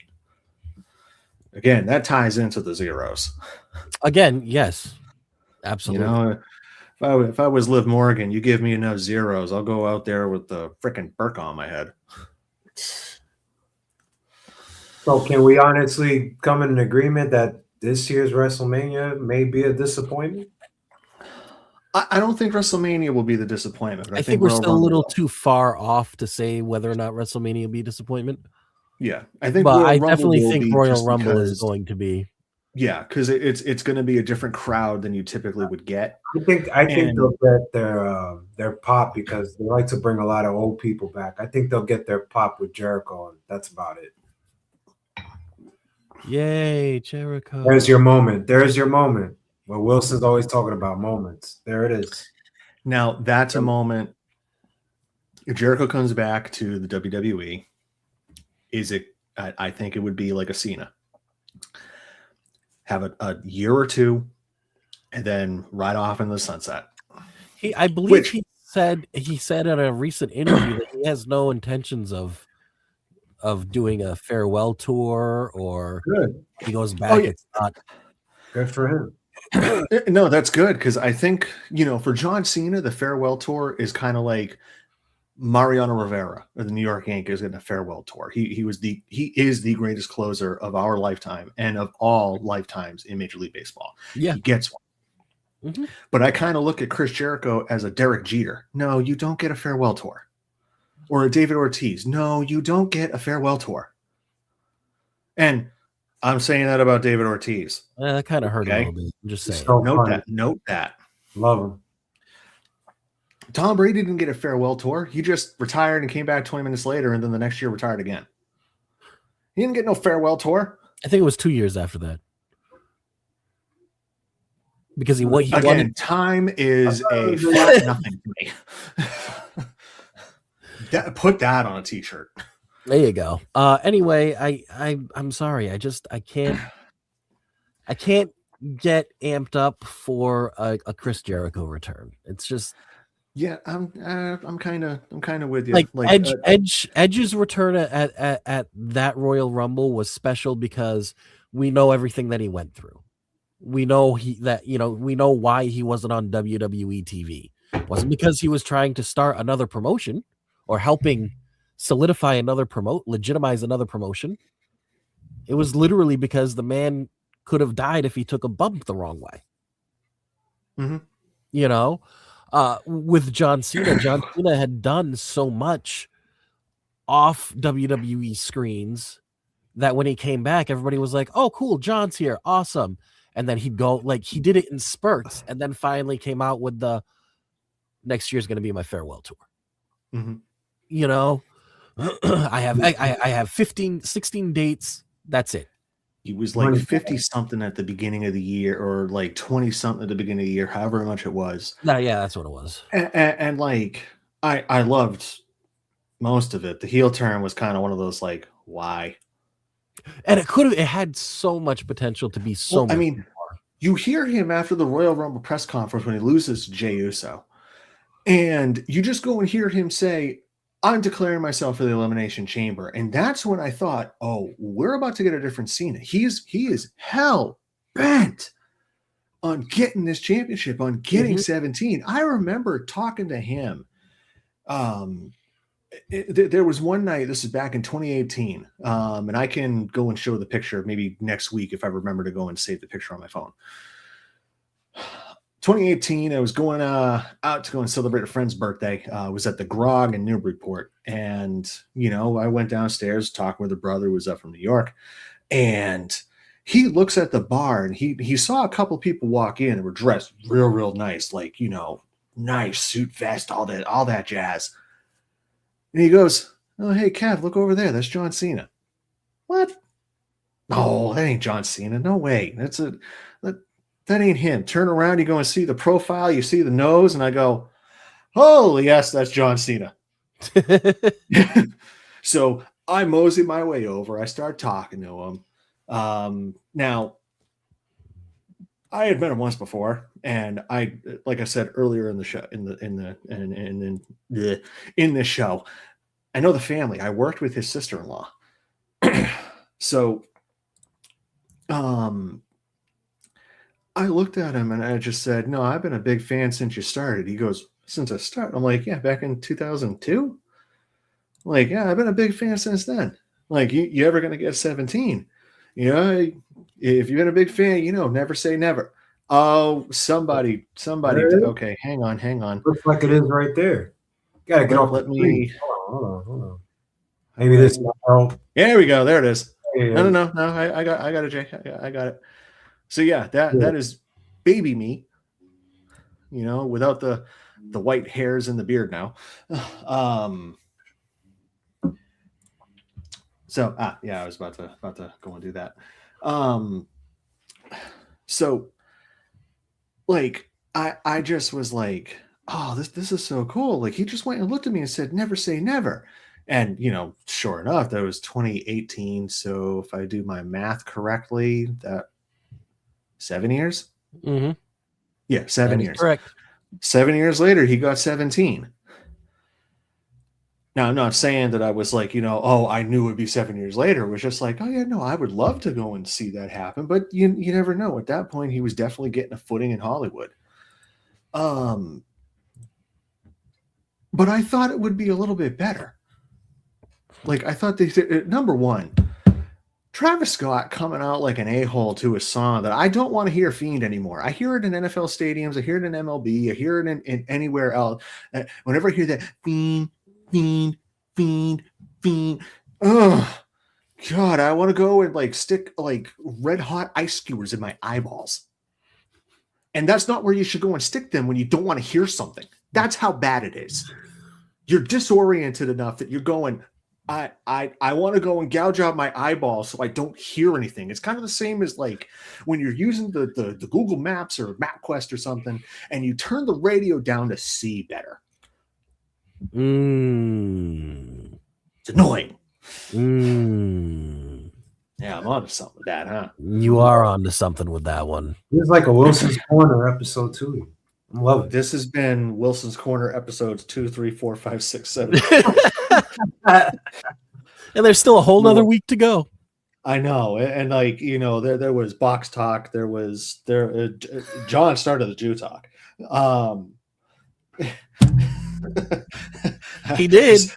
Just have to go and put that out there. He started it.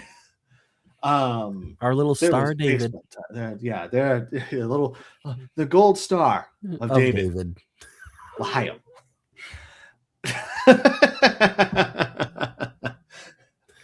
That one's for you, John. Yep, that one's for him, who is probably still listening to the show. Oh, of course he is. Well, I hope, given what he said in the private chat, I hope he's listening. Well, yeah. Yeah. Sure. Oh, we get it. You hate Travis Scott music, yeah. Oh yeah. Want to make your eyes fall down. So like there was a point in my life I had like a rap music phase. I was listening to a lot of rap, but it was back in the early 2000s when it was like Fat Joe, Ja Rule, Busta Rhymes, Ludacris, Eminem, D12, 50 Cent, The Game. Who's the one that did Riding Dirty? Was that T.I. or Chamillionaire? Yeah, Chamillionaire. Chamillionaire. What? No. Wait. I think Chamillionaire did Welcome to Atlanta, and T.I. did Riding Dirty. Nope, you got that backwards. I got it back. Okay, I got my strings crossed there. Okay. So like hearing some of the new age rap like Travis Scott or the Super Bowl halftime show from last year.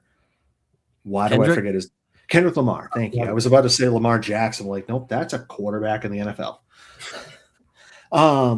Like hearing Kendrick Lamar, as soon as I heard the opening beats to Not Like Us, it's like, oh, I know that one because I know about the beef. Mm-hmm. And then I still get a kick out of he just walks and looks in the camera. Mm-hmm. Say, Drake, I hear you like I'm young. I'm like, oh, that smile, the looking in the camera. It's like, that's one of those, oh, bitch, you got to try me on this one. Mm-hmm. Mother, father, I am on another level with this show right now. But apart from that, and I knew the Mustard song because of the Mustard. Other than that, I really didn't know any of his songs, but I was still like, oh no, this is pretty good. This is pretty good stuff. Folks, this is one of those moments where I'm like, where was I going with this?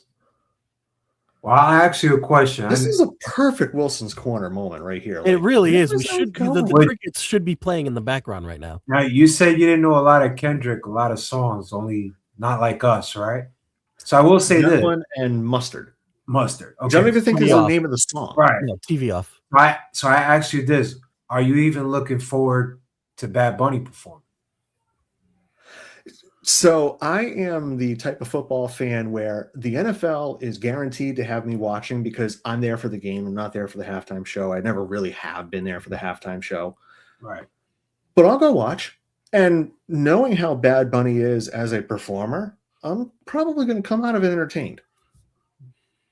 That's cool. A lot of people have a lot of disagreements, but it's cool you said which that. is ridiculous. Yeah, I know. Yeah, I mean, it's Haters. And we know the types of people. They're the people that sit in their trucks with their sunglasses on saying, these colors don't run. Well, they run away from you because you're kind of making them run away from you, pal. Republicans. No. So really quick, we got about 5 minutes left. NXT just closed out the show announcing that it's going to be Ricky Starks, Ricky Saints versus. By the way, the personality is absolutely Ricky Starks. Oh, absolutely. Oh, yeah. And dare I say, it's much more reminiscent of Ricky Starks in the NWA when Power was a big thing than in AEW. Oh, yeah. And it's not a knock on Ricky Starks in AEW because I think he did really, really well with what he was given then. But NWA Ricky Starks was up on a whole nother level. And that's one I wish had more of a foothold in the pro wrestling landscape was Power. Because I remember during COVID sitting down at 6:05 on YouTube on Tuesdays to go watch because it's fun. Yeah. And then of course, I'm sorry, when you go and use Into the Fire from Dawkins, like you got my heart already. You know, I am one of those that is rocking with Dawkins. There's 5 of us. So anyway, continue. Ricky Saints versus Javon Evans. Mm-hmm. Oh, we all know that they've kind of done Javon Evans pretty dirty. Like his time is now. You know, I mean, I was when Jay brought this argument up a few months ago. My whole thing is he's getting the airtime. They're giving him the airtime. Then he was on NXT and lost to Dark State. Then he was on TNA and lost another title match. Wasn't that Leon Slater? Huh? Was it to Leon Slater? We called Leon, but it was like a DQ finish. Yeah. Dark State. Okay. But there was like just 3. He was in 3 title matches in a row after the show had aired, where I was like, he's on TV. That I looked back at Jay and I was like, you know, we came on the show the next week and I was like, listen, I see it now. You know, like something's going on. Like they're doing him dirty.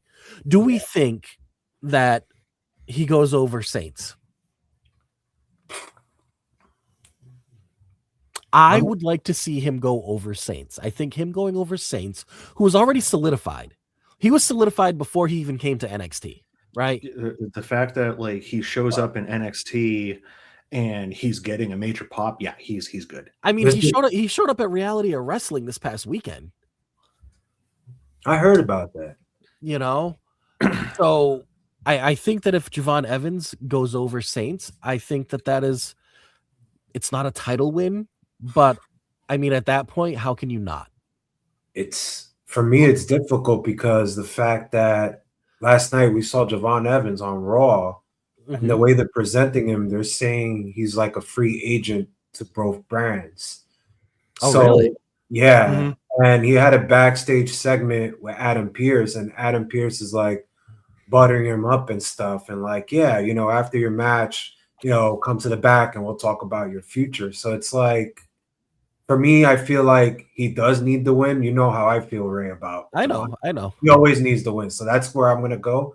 But then if it's like, okay, you give him the win, but you have Saints take the loss, and you know Saints is going to be there for a little longer, does that hurt him? Does that affect him? Does that push him back from Oba next? Where do we go? Where do we go there? We're not going to really do Oba and Saints right away, are we? No, definitely not, because we're doing Oba and Slater. So where would I, you know, I would do Saints and Oba Stand and Deliver WrestleMania weekend, but where do we go with Saints if he takes the loss? So I honestly don't know how this could play out. Could play out either or. I feel like if it plays Javon, Saints lose. If Saints win, then I feel like Javon loses. I feel like it's a tough call. I don't know. I would love Javon, but lately, from what I'm seeing from them, I get you. and you always said it yourself, Ray. And I'll throw this back to you. You always said he has the NXT championship at the moment because his name recognition.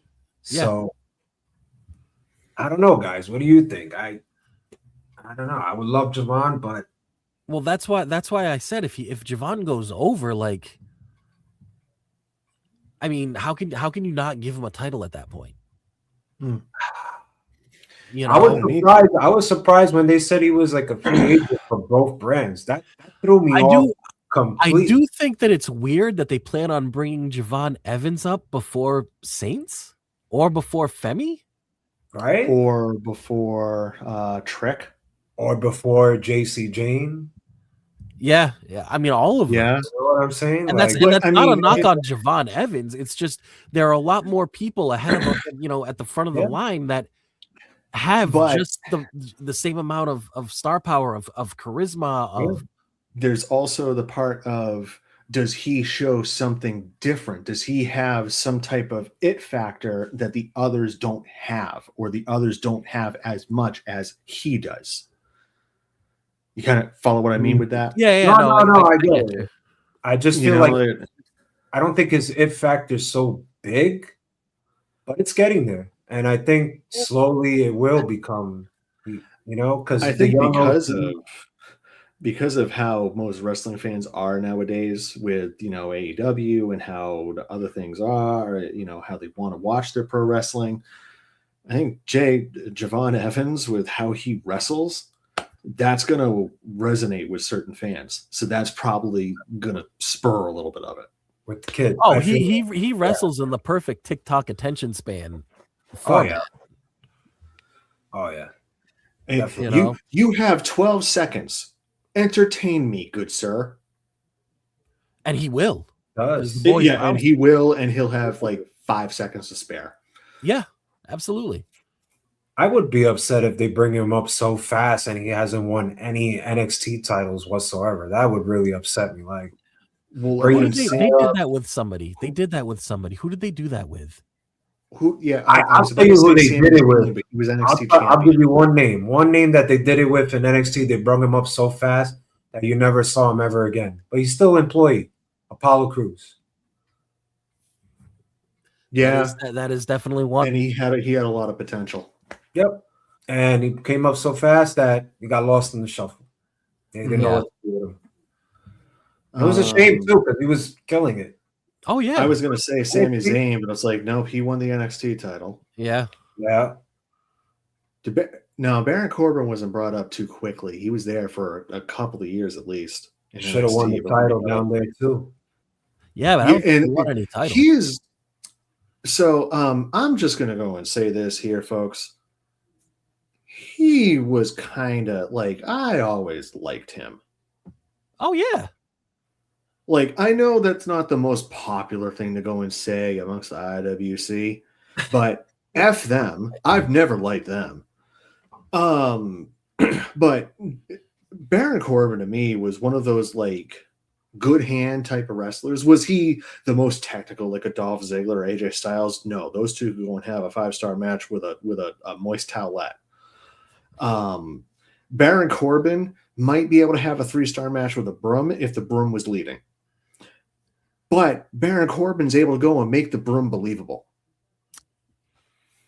So what do you feel like? Because I think I have an idea what. And he had the end of days. Oh, that was one of the most unique moves that I've seen. I said at the beginning of the show, or close to the beginning of the show, I don't know what time it was. It could have been 3 days ago. At the beginning of this show, I went and said that the simpler the finishing move, the better for me, because it's just sometimes a simpler finishing move like a stomp or the DDT, or I'm going to say it, not always been the biggest fan of him in his career. The jackhammer is a pretty simple finishing move. It's just it's a modified. So I would say a modified stalling suplex more than a brainbuster. Okay. Yeah. Let's see. Because he does go and bring him down in more of a power slam, like a general suplex would, or more of like a power slam. Yeah. So you know what? It's more of a stalling suplex power slam combo type of thing. Just because of the way that he goes and brings you down, the way Goldberg does it. So like the simpler the better for me. But Baron Corbin's End of Days is just a thing of beauty. It really was. It was one of those, like, it is so complex and you have to be so in tune to be able to go and do that. And every time he hit it, it was to perfection. And think it was so protected for so long. I was about to bring that up. They wasted that. Like, yeah, I get it. It was Drew McIntyre. But you know what? They wasted Drew McIntyre after he went kicked out of that. Yeah. And they're just catching up with him. I think Drew McIntyre is good as a face, but he's better as a heel. And I think he's better as the heel he is right now. That whole, like, look, I'm going to be a bit bitchy about what I have to go and say, but I'm also going to kick your ever-loving snot out of you. Yeah. He needs to be a mix of bitchy and Scottish psychopath, and Drew McIntyre will be a generational heel. So, Wilson, I'll ask you this. Sorry, but I'll ask you this, Wilson. I have a feeling that I think Baron Corbin downfall happened in NXT. Where do you think the downfall for Baron Corbin really started? I mean, the downfall was probably Constable Corbin and the dog food with Roman Reigns. Okay. I think that it was basically around that time when, like, he was because number one, I hated that he kind of got bullied into being a t-shirt guy. It's like, who cares if his belly button like looks a certain way? Like, why are we so focused on what his belly button looks like? Right. Like, have you gone what would these IWC dumbasses go in and do to a guy like Dusty Rhodes or George the Animal Steel? My thing also was, you're talking about somebody who was a 400+ pound NFL lineman. There's going to be loose skin. Funny, I was going to say funny skin, but yeah, there's going to be loose skin when you go from 400 to what was he at, like 226 or something like that? 230 or something like that. I can't remember what, but like that's the thing that happens with it. Like, NFL players, when they retire, they either deflate or inflate. I mean, no offense to him. Look at Phillip Rivers. He inflated. But you look at a guy like Alex Thomas of the Cleveland Browns, he deflated. Or Vince Wilfork of the Patriots and the Texans, he deflated. Yeah. Or that the lineman that's on the NFL Network on or Prime on Thursday Night Football. Oh, Whitworth. Whitworth, yeah. Jason Whitworth. Yeah, he deflated. Big time. But that's the thing with linemen, especially with linemen. They deflate. The other players, they kind of inflate a little bit. Right. They don't have to eat 35,000 calories a day anymore. Oh, yeah. And, you know, the supplements that are totally legal. All the time. You know, like the HGH that's delivered to your wife for fertility issues and the deer antler spray that we still haven't gotten a reason why that was sent there. You know, or, you know, how a certain greatest quarterback of all time, you know, credited everything to drinking a slap ton of water and, you know, not eating ice cream and tomatoes. But I'm pretty sure there were some secret things being sent to him by that snake oil salesman, Alex Guerrero. Sorry, I didn't mean to say that name out loud. It was the essence of avocado. What are you talking about? Avocados from Mexico, right? Yes.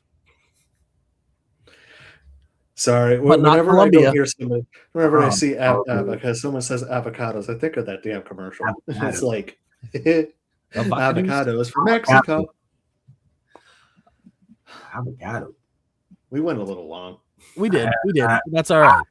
I'll just say this. I just think his downfall really happened with the booking of NXT because if you remember, his entrance was so awesome. He was on one side, it goes dark. He was on the other side, goes dark, then in the middle. And then my problem was that he had so many squash matches that I feel like that crowd, that specific crowd that goes there every week, just kind of like got tired of it. They started booing him, and I didn't think I know how to react to it because it's not what we was expecting, especially from him.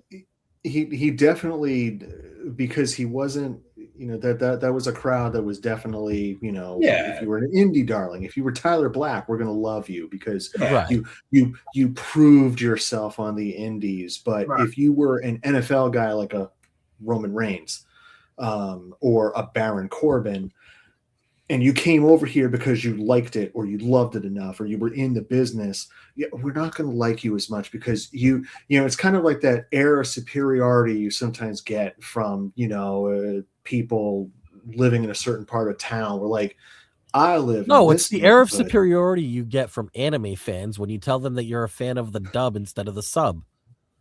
Yep. Or like,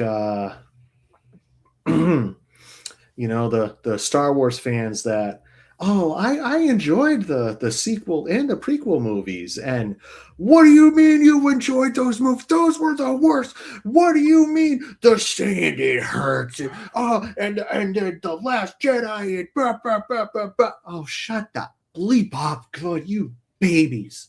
Gatekeeping and just as big of babies as stop talking about the easy Patriot schedule. Babies. So they're just over recruitment and just get a bunch of athletes and see what the hell they could do, huh? It's cheaper, better. Oh, like, I mean, with the women's wrestlers for a long time, it was, hey, you're a model. We're going to make you a wrestler now. Then it turned into, hey, you're an athlete. Now it seems to be more of a mix, like Maxine Dupree. She knows how to wrestle. She knows how to do it. But let me tell you, she's definitely got the looks. And watching her promo the other night and what she said to Becky, oh, perfect.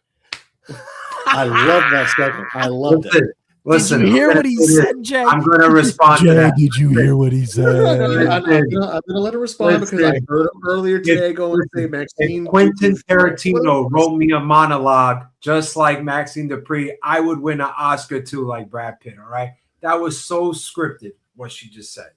Completely scripted. The whole thing is scripted. You just have to go and make it believable. Scripted now. I don't want to hear Samoa Joe has scripted promos, but let me tell you, Samoa Joe's line to Brock, hey, you look at me when I'm talking to you, or we're going to have a problem. If that was scripted, that was a hell of a way to go and make that scripted look like it was real. Exactly. If Quentin Tarantino wrote it, I could deliver it just like her, and I could be famous too. But that doesn't mean she's a great wrestler or a good wrestler. Please. I might have just accidentally proven his point. I can't watch her in her unbelievable ankle lock and actually believe that the other. Okay, listen, I will tell you the ankle lock doesn't work. The ankle lock needs work. Yes, she needs to make that. It's more of like it's more of like a toe hold. She needs work. So I think it's also the fact that she started as a manager, a valet. She started as a valet, so it's not going to look believable. If she had Chad Gable and Kurt Angle had that experience, or Ken Shamrock, they had experience in the real stuff, in the real-ish, then applying the ankle lock for Kurt Angle, he's going to make it look real, but that he could absolutely shatter that ankle. Mm-hmm. Ken Shamrock will probably bully that ankle into submission. She never started in NXT. She was always main roster. She was always a valet. Yeah, I think she's recently in the last year and a half has been doing the wrestling part of it. She's always been more of a valet manager. Yeah. Even in NXT she was a valet because she had the maximum male model. She had she was in NXT. Yeah, she had Mansoor and Dio. Who's the other one? Who was it? Dio, I can't remember. MXM, whatever the hell. It was Mace. It was Mace from Retribution. Mace from. I can't remember his name when he was the Max. It's that guy that they were like. Don't you guys remember? For a few years, they were like, whatever they were in Saudi. They're like, oh, this guy never lost in a Saudi match. Or whatever. Yeah. Okay. Yeah, I didn't really watch a lot of them. So, but I just feel like my problem with it is, Wilson, like I told Ray, is like if you're holding or trying to build a prestige title like the IC, I wouldn't give her that as the first title. I would give her the tag team titles, but I wouldn't give her the IC, which is supposed to be this next tier or it's supposed to mean something to Maxine Dupree when you guys say she just need a little work. And I'm gonna say this, Wilson, I'll give you credit. She delivered it. Yes, I will give you 1,000%. Yeah, it was good. How did she deliver it? But I definitely know deep down that was not all her. It was, you could tell the way she spoke. I get it. She was trying to get that pop reaction. Totally get it. But I truly feel that we're possibly sleeping on somebody that probably is the best heel this year, and I'm going to say Becky Lynch. If I had to name anybody sleeping on her. No, they're sleeping. They're sleeping. There's some people sleeping. Some people will say somebody else, you know. But I think Becky's doing a hell of a great work on the mic this year. Like, it's on another. Well, level. I mean, when does she not? Since she debuted, and even when I was watching her in NXT, she's always been rock steady on the microphone. I used to love her in NXT. But you know what was my problem is like, why is she such like a second person to Sasha? Like, oh, stop carrying Sasha's bag. Stop doing this. Stop doing that. So I'm glad you brought up. Oh man, now known as Mercedes Moné, but formerly known as Sasha Banks. Money. Of those, the money. Of the 4 horsewomen, Becky, Sasha, Bayley, Charlotte. Of those 4. When it came to wrestling ability, Charlotte was, to quote Dave LaGreca, busted open, head and shoulders number 1. Okay. Becky was 2 to me. Sasha was 3. Bayley was 4. And those 2 through 4 were interchangeable and also very tightly close. Like it was a 1 and then 2, 3, 4. Like they were very tight. When it came to talking ability, Becky, head and shoulders. Charlotte was 4 and was head and shoulders down on the bottom.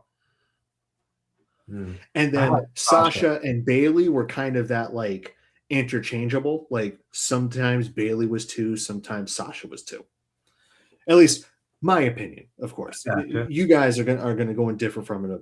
I had Bayley at 2 as wrestler wise. Like I always thought she was good, and she always captured me every time she came out. Like. I was like, that's why I went and said, like, you know, it's it was tight. I get it, and they've all been. I always thought that she was like a little out of that, clearly above the 3 of them.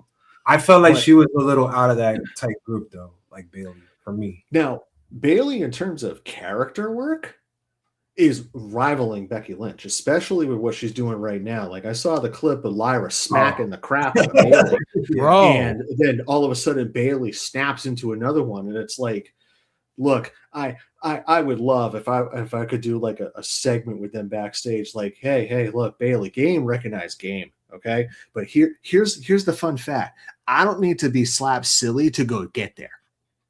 It just happens, right? As evidenced by tonight's episode. Would you guys look? You guys watch Raw all the time. Would you guys say that WWE kind of like forgot about that gimmick that they put on her for at least a week or 2, and then they just kind of brought it back up? I felt like there was a week or so, like they totally like skipped it. And now they just kind of slowly bring it right back. Well, it's kind of like they were like, "Oh shit, that's right. She's supposed to zone out and freak out." Yeah. She's supposed to kind of have like a different person. You know, like she's supposed to have like a Yeleb type personality to the Bayley. Right. Yeah. I just felt like there was a week or 2, like they just never. It was just a match. It was like that's it. No, you two should be much more impressed than you were about the fact that I just went and said Bayley's name backwards that quickly without having to think too hard. You should be much more impressed. You did, didn't you? And I've had 2 Wild Turkey 101s. And I haven't had 2 Wild Turkey 101s in months because I've kind of stopped drinking a lot. Nothing wrong with it. 35. It's kind of hurts now. Such a baby. little boy. Little boy. The hangovers have been hurting since I was 30. Wow. I can't even recall the last time I had bad hangover. I try to avoid I generally, no matter how much I drink, I generally don't have a hangover because I always do Motrin and some Gatorade before bed. Yeah, see, the last time that I had a really bad hangover, I was 31. I was a couple of months away from moving down to South Carolina. It was a Thursday night, and I had one too many glasses of whiskey. And the next morning, I woke up at 5:35 and was able to roll my ass into work at 6 a.m. And then my friend CT sees me. She puts her head on my shoulder going, I am so hungover right now. I'm like, I am too.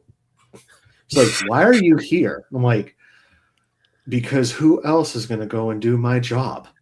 Why are you here? She goes, because the same. Who else is going to do what I do? And I went, yeah, see, 2 peas in a pod. Thankfully, it's Friday. Fridays are supposed to be easy. She goes, oh, Listen, why I did can you deal jinx with us? anything as long as it's on a Friday. Well, she looked at me and goes, why did you jinx us? At the end of the day, when I had an easy Friday, I went and texted her, so has your Friday been easy? She goes, yeah, surprisingly it has. I'm kind of concerned that my Friday night's not going to be too good. Nah, whatever. Friday day is fine.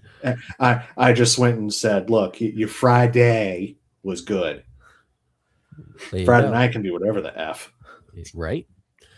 All right, fellas. It is December 23rd. We have gone 21 minutes over our normal time. Woohoo. Technically Final- 27 because we started late. John, you True. never came back. Never came back, John. Final thoughts Rude. going into the holiday. Kevin. Yeah. Final thoughts going into the holiday. Well, I hope everybody has a happy and safe Christmas if you celebrate. If you celebrate other holidays, I will say Christmas, Hanukkah, Kwanzaa. That's a combination of all the holidays. If you celebrated Hanukkah, then I hope it was successful. I hope it was happy and healthy.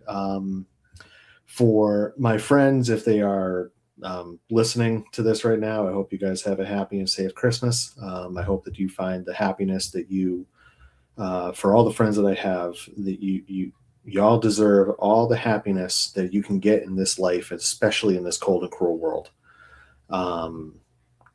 So I hope you're good to your families. I hope you're good to yourselves. And as the bracelet that I go and wear every day goes and says, remember, you can do all things through Christ who strengthens you. Philippians 4:13. Just remember that, guys. This isn't like, this whole like get on a soapbox grandstand for religion and all that stuff. Because you can go and make that all that you want it to be. That you can go and make that be like about the strength to get through depression, the strength to get through anxiety. The holidays can be tough, whether you've lost a loved one to cancer or just death in general, or you're going through a breakup, or you're going through major life changes, having to move away from where you currently live, move back home when you didn't anticipate having to do that. The holidays can be very difficult, but just remember that you're loved, and through whatever it is that you deem to be your Jesus Christ, whether it is him himself or if it's something else, that you have the strength and you have the love and you have the ability to continue through everything that is hard and cold and unjust. You have the strength to go and do it. And I really hope that everybody takes that message and kind of it helps them out. Absolutely. I'm done with my soapbox now. Jay, final thoughts. How in the hell I'm gonna follow something up like that? Like, Are you kidding me right now? Is this what's really happening? But here it goes. Here goes nothing, guys. Look, sorry to cut you off real quick. But look, I mean, I love it. I love it. Like 40 minutes ago, I was talking about playing with the box, and now all of a sudden I'm talking about strength and I'm gonna say strength. that was really heartwarming. I actually really felt that. No jokes, no nothing. But it is really hard to follow up with that. That is no jokes aside. But I am going to try to follow up the best I can. I am going to tell everybody that's watching us, if in case you missed us, you can catch us on I-86 Network. You can catch us at the all-new ATR Network, because that's where we are every Tuesday at 8 o'clock, guys. Hit like, subscribe. You already know what it is. Everybody that's watching, I hope you have a happy holidays. I hope you have a Merry Christmas. I hope you get what you always deserve. You know what it is.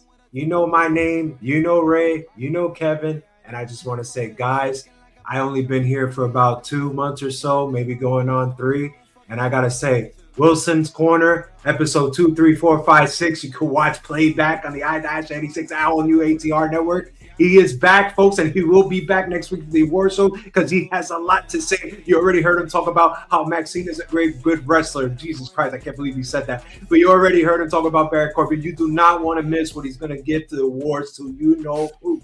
And you know my Ray from Boston. You already know what he does. He's already looking lit. I love it. I love it, guys. I cannot wait till next week. And I just want to truly say from the bottom of my heart, I appreciate you guys having me on for the Around the Ropes radio show. I started as a fan watching. I started writing to you guys. Ray knows this. John knows this. And I truly appreciate it. Wilson, I know this is our first episode, but you are a good person, especially with what you say. Really hard to come through, but I truly feel that.